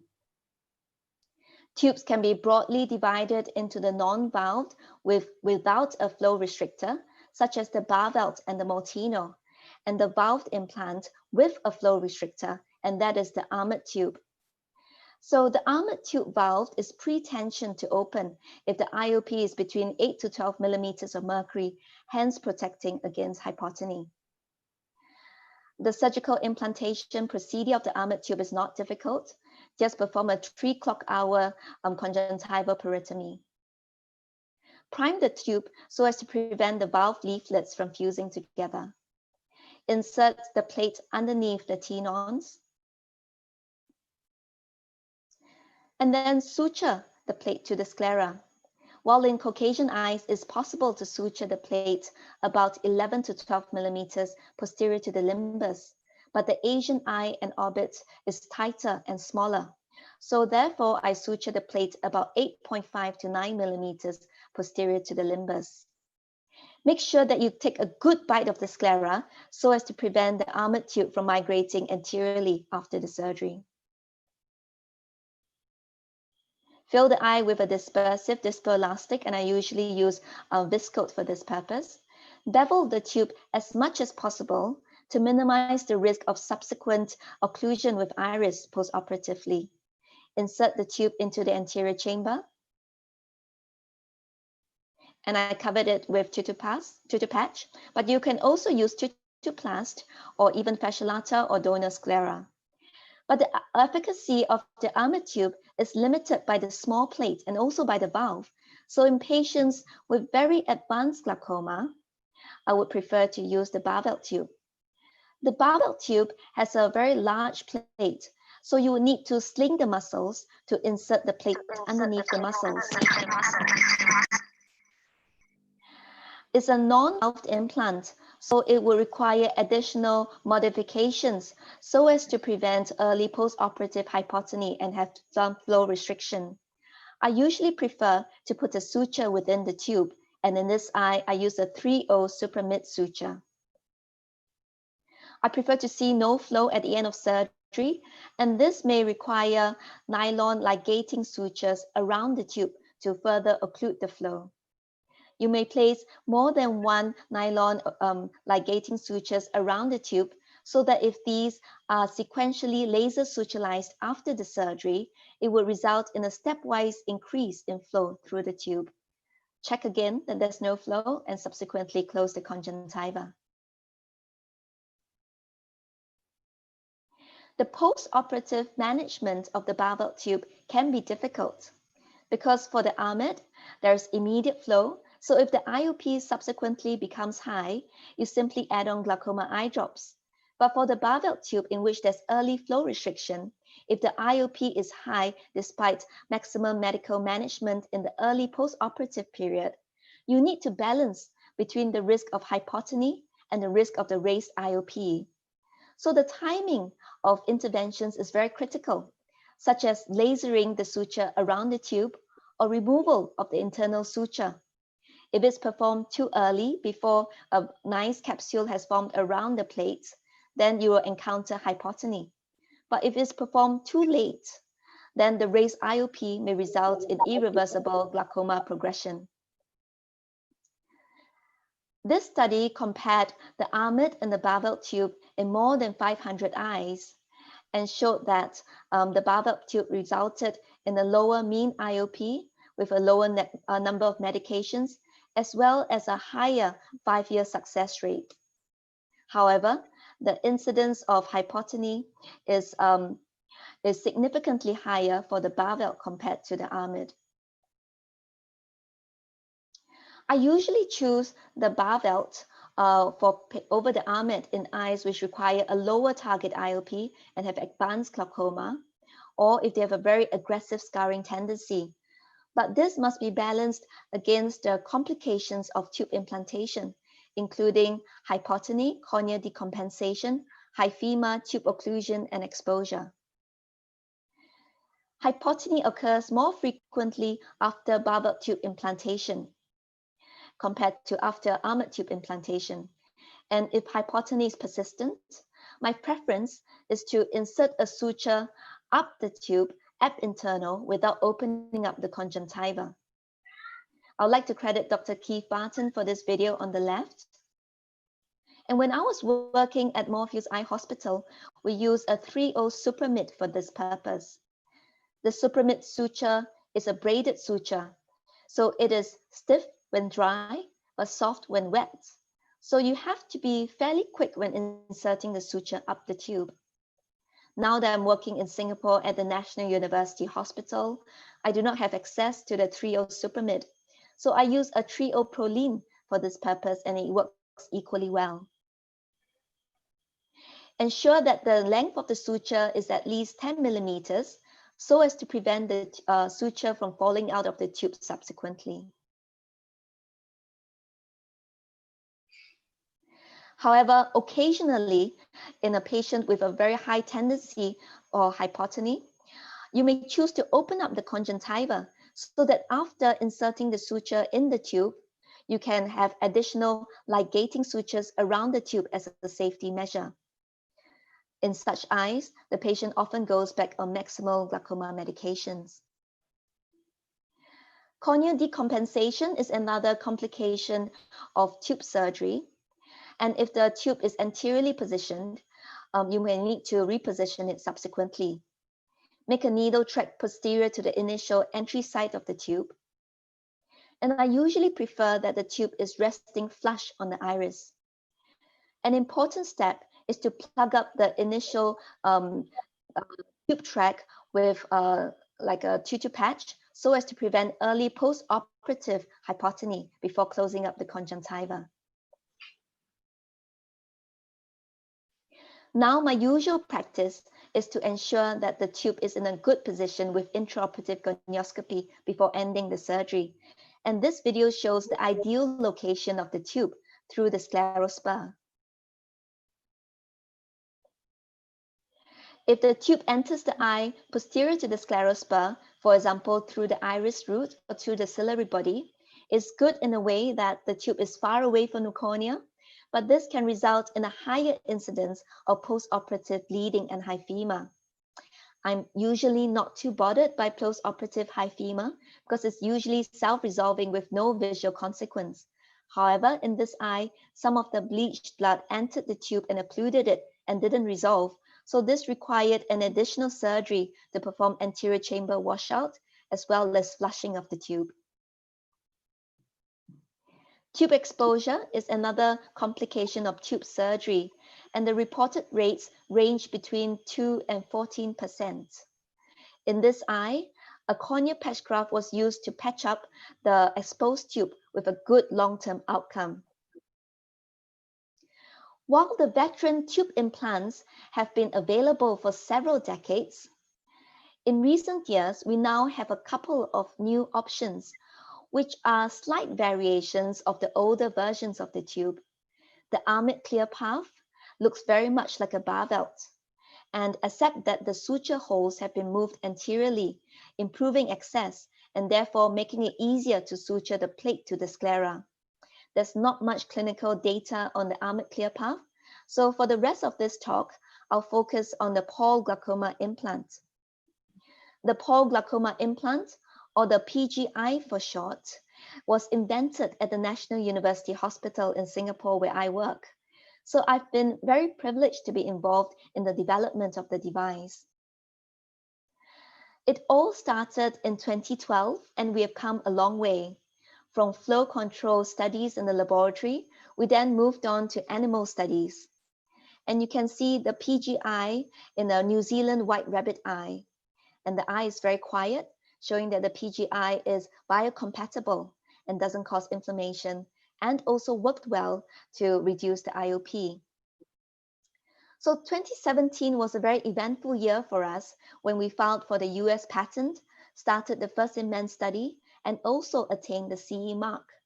And on the patent, the co-inventors were Paul Chu and myself from NUH, as well as Keith Barton from Morpheus Eye Hospital, and Eugene Kaur, who is our engineer collaborator. The plate surface area of the PGI is larger than the Armid and more similar to the barbelt. Perhaps the most distinctive feature of the PGI is the small tube size. So while the Armid and the barbelt tube internal lumen diameter is about 300 micrometers, the internal lumen diameter of the PGI tube is only about 120 micrometers. The implantation procedure of the PGI is very much like the barbell tube. Flush the tube with a 30 gauge needle. You would need to sling the muscles to place the plate underneath the muscles.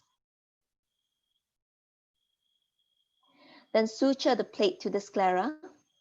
I would usually use an 8/0 nylon for this purpose, and I'll suture it about 8.5 to 9 millimeters posterior to the limbus. Ensure that the plate is well secured to the sclera before entering the eye with a 27 gauge needle. The tube should fit very snugly in this needle track without any peritube leak.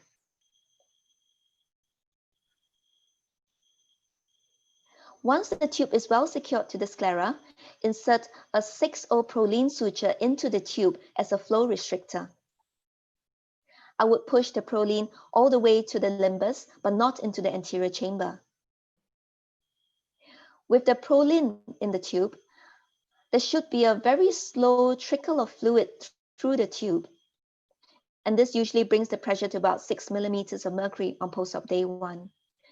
Suture the Prolene to the sclera, making it easier to locate it subsequently if you want to remove the suture. And finally, close up the conjunctiva. The Prolene suture can be very well seen underneath the conjunctiva of some patients, making it very easy to remove. And with just topical tetracaine, most patients are very comfortable to have the Prolene suture removed at the slit lamp. With Varner scissors, dissect through the conjunctiva and the tenons all the way down to the sclera. And ensure that you're at the same plane as the suture so that you can remove it easily. You can now see the suture very clearly.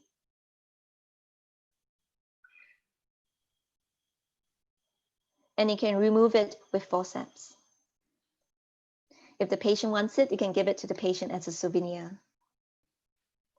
But in some eyes with very thick tenons, such as in Asian eyes, it can be difficult to locate the Prolene suture underneath the conjunctiva.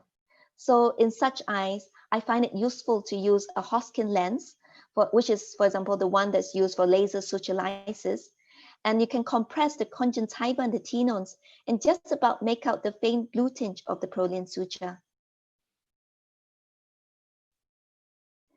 The 1-year outcomes of a multi-center case series of the PGI have recently been published in Ophthalmology Glaucoma. At 1 year, the PGI reduced the pressure from 23 pre-op to 13 post-op, and the number of medications from 3.3 pre-op to 0.3 post-op.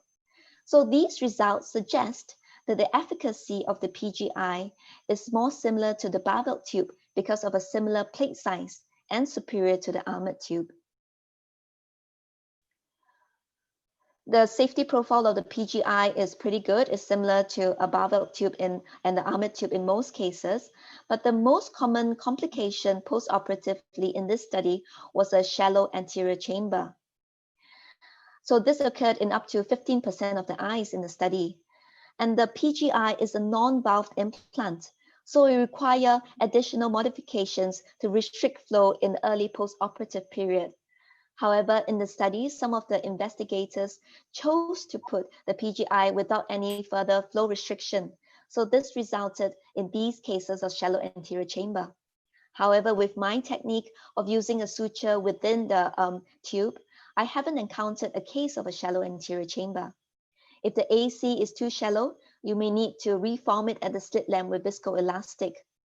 However, some cases also resolve spontaneously.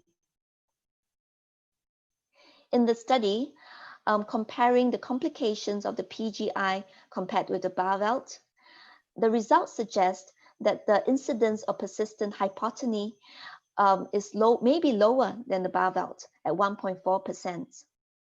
And this may be because the tube size is smaller as well. So in summary, Barvelt tubes are more effective in lowering the IOP compared with armored tubes, but associated with a higher rate of complications. Finally, after many years, we now have novel tubes with a similar plate size as the Barvelt, which therefore may achieve similar efficacy compared to Barvelt tubes, but may have a lower rate of complications. However, we do need further randomized controlled trials to verify this. Thank you very much for your attention, and I'd like to invite you to visit our APGS Mixed Interest Group website. Thank you. Thank you, Dr. Shelvin Singh. Would you please stop share?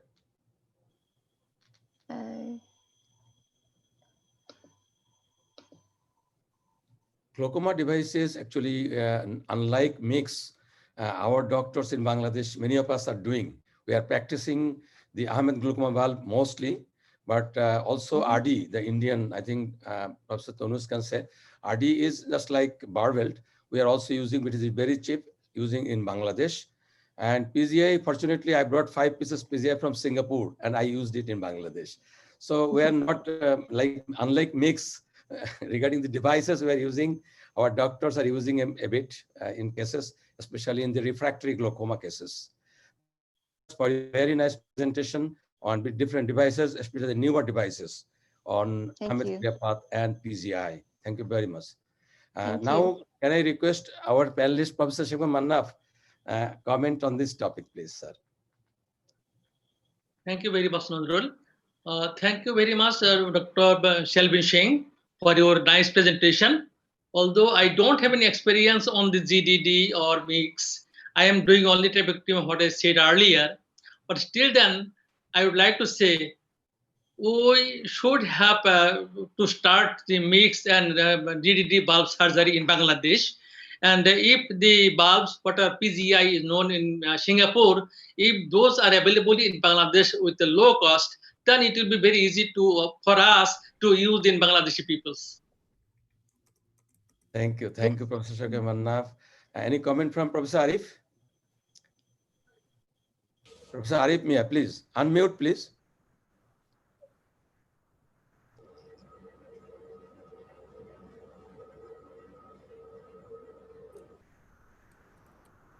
Professor Arif Mia, unmute, please. Hello. Yes, please. Your comment, Hello. please. Your comment. Thank you. Thank you, Dr. Shelvin Singh, for your nice presentations regarding tube shunt operation in glaucoma. Really, if trap fails or in some conditions where it is resistant cases of glaucoma, we should do tube surgery. But really, in Bangladesh, recently, many of our ophthalmologists have started this nicely. We commonly use Ahmed glaucoma bulb, which is bulb device. But you have said that you prefer to do Barvelt bulb without bulb. I want to know why you choose this. If you are knowing that it has got more complications than Ahmed bulb, why you like this to do Barvelt? What have inspired you to do this Barvelt bulb? Professor Arif, I think that is told is not more complication because there are many studies showed Barvelt is superior for controlling the IOP. In the long run, for in the long run, Barvelt is superior. But immediately a lot of IOP, I think that is the reason. Hypertony is more and more. Yeah. This is only for in some cases, but in a long term, all study prove that Barvelt is superior to Ahmed. But Ahmed has less complication than Barvelt. That is true, if I'm not wrong. Yeah. Dr. Shelvin, please answer your question. Yes, so Professor, thank you very much for your question. I do agree that the Ahmed valve is safer compared to a Barvelt valve. So I think it also depends on the surgeon's expertise as well as comfort with using either of the devices. So if you do have a patient with very advanced glaucoma, you have to balance the safety of the risk of complications and losing vision from complications of surgery with the risk of losing vision from the glaucoma. So certainly in a patient with very advanced glaucoma, the risk of losing vision from glaucoma trumps losing vision from the surgical complications. And because of this, I'm able to take a more risky approach, but which is more effective in lowering the IOP. And I think some of the, perhaps some of the complications of the Barvelt tubes include hypotony. And though this is in the studies, this is considered a failure, but I do believe that this is an addressable cause and is something that we can certainly reverse, for example, by inserting a suture up the tube. So if it's managed appropriately, we can still prevent vision loss from these complications from the barbell tube surgery. Thank you very much. Dr. Aik, you do both Ahmed and Barbelt. So this question has come. Ahmed has very good result post-operatively first few months, but why people are using more Barbelt in the Western countries? Yeah, I mean, I think actually, if you look at the data in Western countries, at least in North America, I should say, maybe not Europe, but North America, Ahmed valves are used in a similar numbers as Behr valves, 50-50 almost. In Europe, it's a little bit different. Other parts of the world, it's a little bit different. In South America, for example, Ahmeds are used more commonly. Sometimes the Behr valve is not available. So a couple of things. Yeah, I mean, we have published some big studies, as Shelvin alluded to, including our pooled analysis, which did conclusively show that in 2 big randomized studies that Behr valves lower pressures more than Ahmeds. My personal opinion is I think it's more related to the fact of stopping aqueous flow for 6 weeks rather than really simply being just because of the plate size. That's my own personal opinion. I think there's something about aqueous when it reaches the capsule of a developing bleb around the plate that becomes more fibrovascular versus fibrodegenerative. But that's, whatever the reasons are. So I think that's clear. Complications and manipulations and interventions are certainly more involved with Behr valve, although, I think with proper surgery that can sometimes be addressed. So I don't like to use Ahmeds in young patients or patients who have very advanced disease. I will say my bias is to do Behr valve, honestly. But for many other patients who are older, neovascular glaucoma, pressure target is not so low, Ahmed I think is quite reasonable. But here's one tip that makes a difference. I believe so. And if you're not doing it, I think you should do it for an Ahmed. Is I aggressively treat pressure for the first 2 months and keep them on medications. Because reducing flow into the Ahmed valve, I think, is better for the bleb to form. There's less tension on the capsule, there's less aqueous cytokines, and the bleb does not get as thick.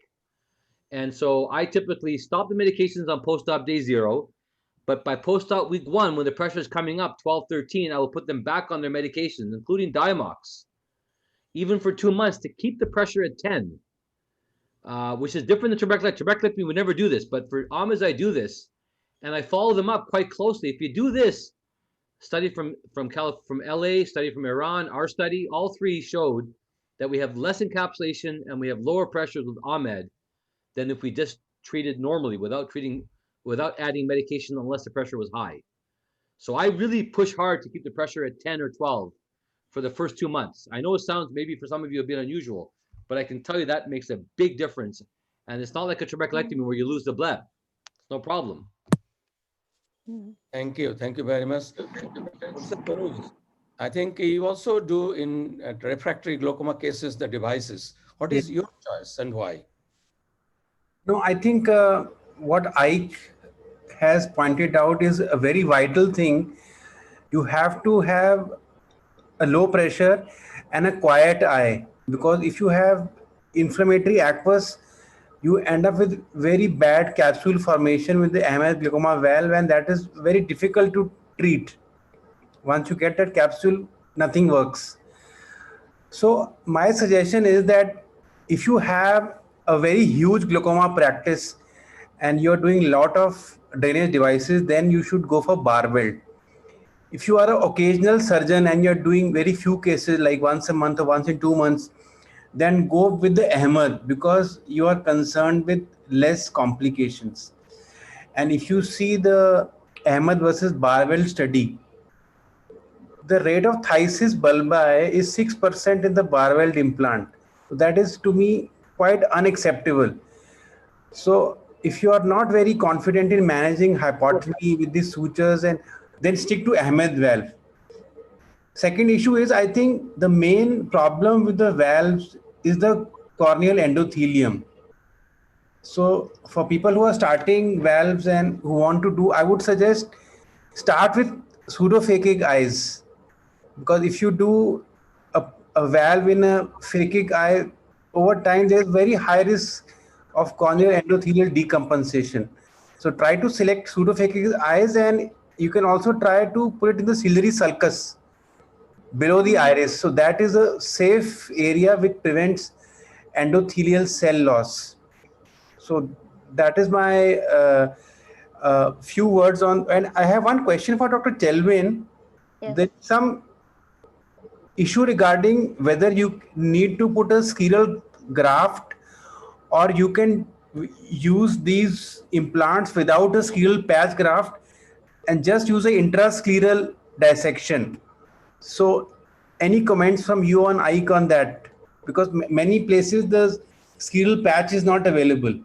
Yes. So thank you very much, Professor Tanuj, for your question. And certainly, I think it's possible to use a large scleral flap to cover the tube rather than to use a patch graft, because that's certainly much cheaper. I mean, for us, we do use the patch graft as well, because on top of the patch, besides using a patch graft, I also make a small scleral tunnel so that I put the tube in it and I suture it tightly to this tunnel to reduce the profile of the tube and hopefully reduce exposure, and also to prevent micro movements of the tube so as to prevent any exposure. So that's why I prefer to do that and then to put a patch on top of it. But certainly, I think that if you do to dissect a scleral flap, that's also an acceptable way of covering the tube. Thank you. Yeah, I agree. I would say that even a graft alone may not be enough, because when the tube is on top of the sclera, then it lifts up the graft and the conjunctiva and it forms a bump, and this can be a source of erosion. So I like the idea, as Sheldon said, even if you use a graft, make a scleral tunnel. I mean, go back 3 millimeters and make a tunnel to enter, and then put a graft on top if you want. Now, Felix Hill from Mexico City reported hundreds of eyes of using just only scleral tunnel, a 3.5 millimeter scleral tunnel, and has a very low erosion rate. So I think tunnel, we've been doing a lot of tunnels. I think they're probably similar in terms of erosion rates compared to cornea or scleral grafts. But I think what's most important is, again, how you enter and the angle you enter and everything else. So I think it's not unreasonable to consider it. Sorry, I think I have to clarify that when I said the tunnel, I made a little groove, so I dissected a piece of sclera out. I think it's definitely nice to put a tunnel as to go in with a needle and then angulate it in, but I do find it harder to get the tube at a very nice angulation flush on the iris with a tunnel, and that's why I prefer to make a groove and then enter in with a needle. So I think you're right. The longer the tunnel, the more it's going to be hard to get into the anterior chamber, right? Yeah. And I think you do stand up more. So you're removing a block of sclera, right? Like yes, I'm doing it. Yes, absolutely. So I'm removing a groove, and so as to lower the profile of the tube, and hopefully that might reduce any erosion. Thank you. In our country, actually, donor sclera is not available. So most of our cases, we use the patient's scleral flap. And personally, I use the term short tunnel, short flap. I make 4 millimeter tunnel. Then under a 4 millimeter flap, I put my tube. I cover my tube. Usually I do that in that way. It is economical. We don't have to purchase the donor. Dr. Istiak and Dr. Salma, do you have any question? Dr. Salma, please. Thank you, sir. I have just a comment, madam, yes. To Dr. Selvin Singh. Madam, how this advanced technology give more hope to glaucoma patients? What do you think, madam? Well, I certainly think that all these new developments are giving hope to glaucoma patients. From 20 years ago, when we only have two options for treatment for glaucoma patients, which is medications or trabeculectomy, now we have various implants as well as new mixed devices as well. So we can cater the treatment more specifically for patients with different severity of glaucoma, from the very mild to the very advanced glaucoma. And we can look at other measures of success other than just IOP and disease control, but also their quality of life. Thank you, madam. The thing is that for the financial barrier, we cannot adopt all these actually advanced devices. So that is our main challenge and barrier to us to this type of developments like Bangladesh. Oh, thank you, madam, for your good presentation. Dr. do you have any comment? I have two questions to Professor Ike. That yes. What is there a cutting limit of IOP that you would go for trabeculectomy and not mix? And what is the experience that that you have put mixed and then you had to convert to I mean later on do trap? Yeah, great point. Maybe I'll answer your second question, Istiak, and keep on doing the good work you're doing as well. So I think that the one benefit of doing mixed procedures is we don't touch the conjunctiva, and I think this is a benefit where we feel, and I think my experience has been that the success rate of doing trabeculectomy or filtering surgery is really minimally altered by doing a MIGS procedure. Just like clear cornea phaco, it's a similar like phenomena, although there's less blood aqueous disruption even. So I think that we can feel comfortable that this is a procedure that can still leave the door open to doing a more aggressive procedure, which patients often do require down the road. So I think that's the first point. However, there's one small point, which is when you do trabeculectomy, if you get hypotony, sometimes, as Tanuj mentioned earlier, you get reflux bleeding from the goniotomy that's done. And it's a bit perplexing because the pressure is high, the goniotomy didn't work, and now you do trabeculectomy and pressure is lower, and then you get some hyphema from it. Again, this is usually short-lived, it's temporary, but it is one small thing to kind of think about when you have that. Again, if you do a large trabeculotomy. As far as your first question, yeah, I mean, if I need a patient's pressure, and if patient's progressing with pressure in the low teens, and they're compliant, normal pressure glaucoma, that patient in my hands is typically getting trabeculectomy. Maybe I'm doing some other devices like PreserFlow with mitomycin. I'm getting pressures that may be closer to it, but still trabeculectomy is the king, mostly because you can titrate the pressure lower with suture lysis or releasable sutures, and you can needle easier than with another procedure. And so I do like trabeculectomy in those cases, and that's where I do it. And the last thing I'll mention is I am very much a revision surgeon, so I like to revise my surgeries. Unfortunately, with MIGS, you can't really revise MIGS, but with trabeculectomy and even tube shunts and subconjunctival MIGS procedures, if the pressures are high, either I needle or I take them back to the operating room and I open up the conjunctiva, I excise the scar tissue, I'll put mitomycin 0.5 milligrams per cc, and in this case, I sometimes use Ologen, and I put the mitomycin in the Ologen. And I agree with Tanuj, I don't use Ologen routinely, I don't. But in the reoperations, I think maybe I do it and I put mitomycin in the Ologen and I do a heavy dose. And I do like to revise surgery a lot. So that's kind of what I would say with how I do my procedures. Thank you. Dr. Salma, any question from our audience, from the participants?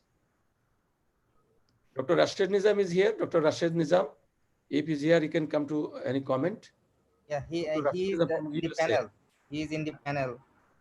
In the panel, please unmute and open your video, please. Dr. Rashid Nizam from USA.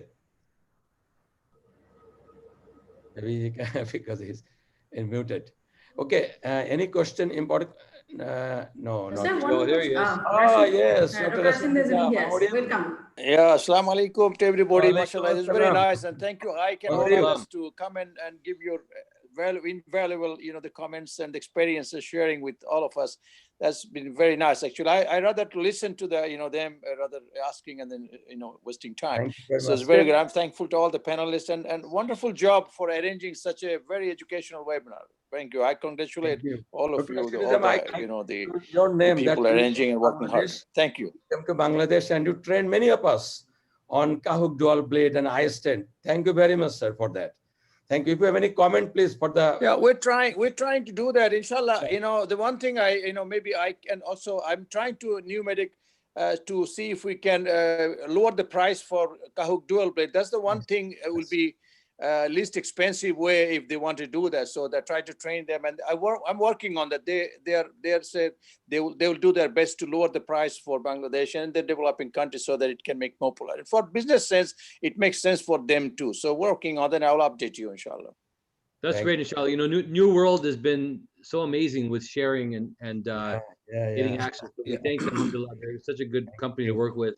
So I have some question. If you give me 5 minutes time, sent by our participants previously. Can I share my screen? A few questions here. I'll just make one quick comment, Najwa, before I forget, is that we cannot forget one most important point. Yes. Which I think was mentioned, but preoperative optimization is so important in my opinion. Yes. I go around the world, I see people operate, and I go to the operating theater, and the eye is red, and the eye looks terrible. I refuse to operate on trabeculectomy or bleb procedures unless I treat the blepharitis, the ocular surface. I will stop the drops and put them on Diamox, acetazolamide, and I pre-treat with steroids. I want the eye to be quiet. I will even tolerate pressure to be a little bit high for maybe 2 weeks before doing surgery, because operating on a hot eye and all the drops cause problems. You know this. It's just a recipe for problems after surgery. So I really, really plead that we need to do this. There's some data to support this in studies, but really do this. Pre-treating with steroids should be universal, in my opinion, for at least 1 week for these patients. Thank you, Dr. Ike. This is a question sent by one of our attendee that this patient had 2 bar welt and also the tube erosion, the exposure of the tube, and how to manage this case. Any speaker on my list? Okay, I can take that one. Yes, so sure. This is a patient have a this. I can see 1 barbell tube. You said he had 2 barbell tubes. Another one. It's another one. Oh, okay. So one is exposed, but the other one is okay. So I think it's quite common in a patient with scarred conjunctiva to get a higher risk of having tube exposure. This is because the conjunctiva is very tight over the tube, and it can lead to eroding of the conjunctiva over the tube. So for these cases, first of all, I usually try and reposition the tube. So if I would avoid the area of the tube exposure and the unhealthy conjunctiva. I will excise that. I will try to curve the tube maybe more superiorly, in which there's some area of healthy conjunctiva. And also when closing up, I'll try to leave it when there's a lot of tension closing up. You might want to use a conjunctival graft from another part of the eye to close up the tube so that there's no tension over the conjunctiva that is overlying the tube, and it will have a lower chance of exposure. But in some eyes in which there's a very high risk or have multiple tube exposures, you may want to do a cornea patch graft like I showed in my talk, and those usually last quite well and quite long. Thank you. So we'll have to cover the conjunctival graft because this is a scarred area. This scarred area is the right eye, so it has no place here to put. So will you take any conjunctival graft over it? Yes, but I would shift the tube. I wouldn't use that same area because that shows that the tube profile is not good in that area. So I'll shift it maybe a little bit to an area with a healthier conjunctiva. I'll make a scleral groove as well. Make sure I reduce the profile of the tube. Make sure the tube is well anchored to the sclera to prevent any micro movements of the tube. Thank you. Yes. Thank you. This is another question for Dr. Tanuj Dada. There's you can do a block dissection or by Kelly's pass. Which one is used and what is the advantage? No, I think it depends on what you are comfortable with. Okay. If you have a good Kelly's punch with it sharp and you can do a dissection, please go ahead. Okay. Okay. It's personal experience. One question from the audience that is to Dr. Tanuj Dada. Yes. Sir, what is your opinion about the single suture trabeculectomy? This question from one of the participants. In your cases, you have shown nicely releasable suture, adjustable suture, and some way. Some person are also doing only one suture. Single suture. Suture. What is your comment on that? See, one suture, if you have a very good architecture, you can use one suture, but I would say there is no additional advantage of using one suture because in a trabeculectomy, you want to titrate the filtration. So if you have only one suture and supposing that suture is tight, then in the post-operative period, how you will adjust and how will you do laser suture lysis because you only have one suture.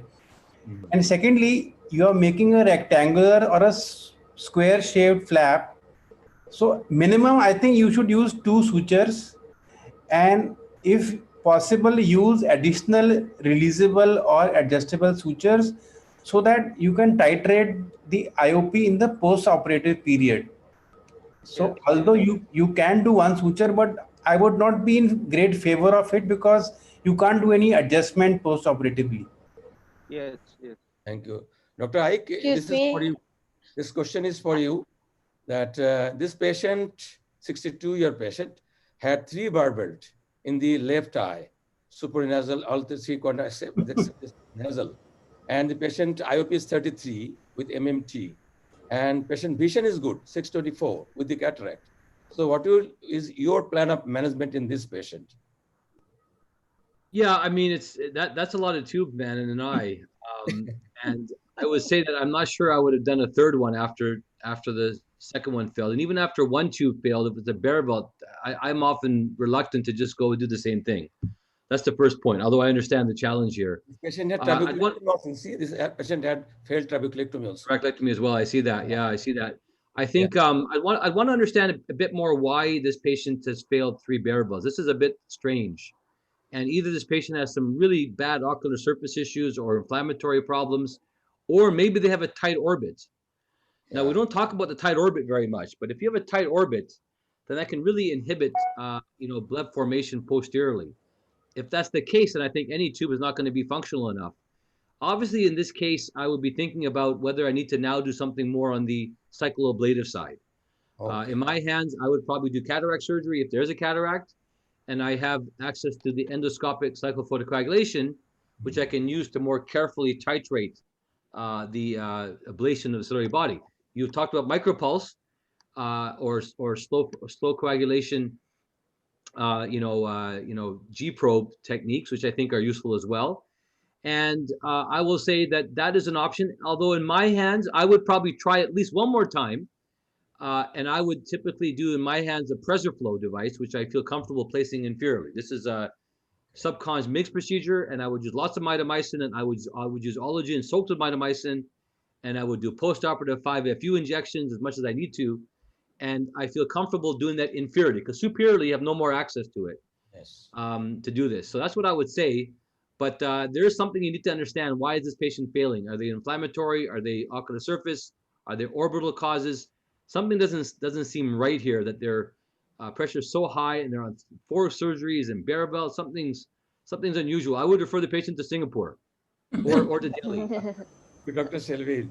Okay, Dr. Shelvin, what is your opinion? What do you do? Dr. Ike has given management. What is your management? Well, I would say I agree with Ike that it's very unusual for someone to fill 3 Barvelt tubes. Barvelt does usually quite well. Yes. I think I wouldn't put another tube in. This patient is operated in Singapore. This patient is in Singapore, yeah. Okay. So I'll also evaluate. I think the cataract, if the cataract is causing visual impairment, you might want to take the cataract out. But if it's only early cataract, then perhaps that wouldn't really solve the problem of the vision. Then that's due to glaucoma. I don't think there's space for any more tubes. I don't think a 4th tube is going to be more successful than 3 tubes. I might consider revising the capsule around the tube plate, such as performing a tenonectomy, tenon's excision of the capsule around the tube plate. And then subsequently, I'll put the patient on more aggressive steroids as well to prevent scarring, to make sure that when the capsule reforms, it doesn't reform to such a thick extent. Thank you. Last question for you. I have a question to Dr. Tanuj Dada.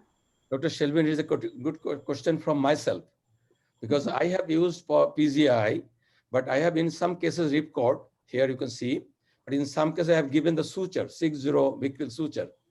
So what is your opinion? Which one is best? And in any cases, I have not given any occlusion suture in the ripcord, but here I have not used any ripcord, rather suture. So which procedure you feel better? Well, I think there are pros and cons of each. With the ripcord, you're meaning that you occlude the flow completely, isn't it?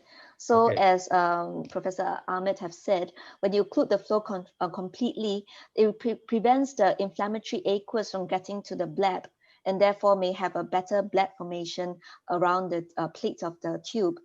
However, when the suture lyses, there's no control. It can suddenly go from high pressures to hypotony. You don't really have control about the timing of the suture lysing. And I prefer to put suture down the tube. Well, I find that with a 6-0 Prolene, you get a very predictable pressure of about 5 to 6 millimeters of mercury on post-op day 1. And usually if you subsequently, the pressure goes up, if you remove the suture, I also get quite a predictable decrease in pressure by about 5 to 6 millimeters of mercury. So in this way, I can prevent hypotony. So if the pressure is 12, I wouldn't take the suture out. But if the pressure is like 14 or 15, I might take the suture out. So there was one case in our case series which had persistent hypotony. It's quite rare with the PGI, but still occasionally it can happen. And that's with a ripcord when there's immediate flow. So I guess that if you wanted to avoid that, you would rather put a suture within the tube.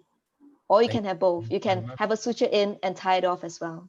This discussion was so excellent that I have forgotten my time. I'm sorry for that. Already we overshooted. Thank you so much, all the speakers. I think last question, last comment from any panelist, any moderator. I have a question to Dr. Tanuj Dada. Quick question. Before coming to the webinar, I have seen lots of his videos of trabeculectomy in YouTube, and have seen that in almost in every cases he used rectangular flap. Aren't you go for triangular? Why do you prefer this rectangular rather than triangular? No, see, if you are comfortable, you can go for triangular. The only issue is that when you make a triangular flap, it is tapering. So if you make the ostium, that can come very close to the edge of the triangle, and you can have leakage. Second issue is if you just tie one suture and it is tight, you can get a lot of astigmatism with a single suture in the triangular flap. Otherwise, if you are good in the anatomy and you don't overlap the edges, you can go ahead and do a triangular flap also, no issues. Okay, thank you. Sir, one question to you, Dr. Tanuj Dada, sir. Do you practice MMC under the scleral flap? So, one question from the audience. Yeah, I answered that on the message itself. Presentation. So ideally, most of the cases we use subconjunctival. For neovascular glaucoma and some congenital glaucoma where there is high risk of repeat surgery, I will put 1 minute under the scleral flap also, but not as a routine. Okay, thank you, sir. Thank you. I have a question to the honorable speakers. But time is already going. One question. Last question, please. Last question. Can you, honorable speakers, can we have the hope of light that gene therapy and stem cell therapy for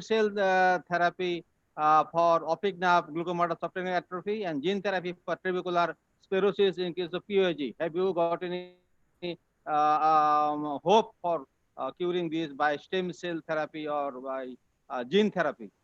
Your opinion regarding this gene therapy and stem cell therapy? Sir, I don't think stem cell therapy, there's a lot of research, but clinically it has not been successful for glaucoma because the long synapse between the retinal ganglion cells and the occipital cortex. So it is still very experimental stage. Clinically, it is not proven stem cell therapy for glaucoma. And gene therapy, any hope from gene therapy or trabecular method? I think we'll not go long. I think last comment from our senior glaucoma specialist, Professor Mannaf, then we'll conclude the session. Unmute, please. Unmute, please. Thank you very much. Quick comment. Thanks to all the speakers, Professor Tanuj Dada, Professor Naik Ahmed, and Professor. I'll say simply, really, we are grateful.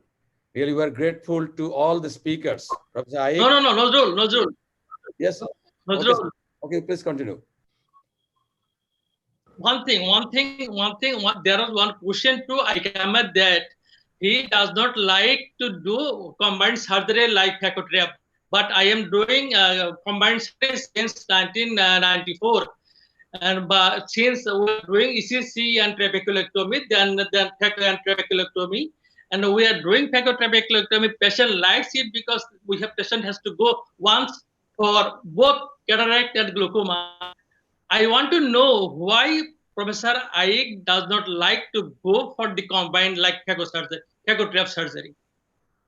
I can answer quickly. I mean, I think that it's pretty conclusive with the studies, certainly on a basic science level, that when we do combined phacotrap, there's more inflammation and there's more blood aqueous disruption. Lens epithelial cell and blood aqueous disruption. And so the TRABs are more likely to be inflamed and more likely to require 5FU or needling.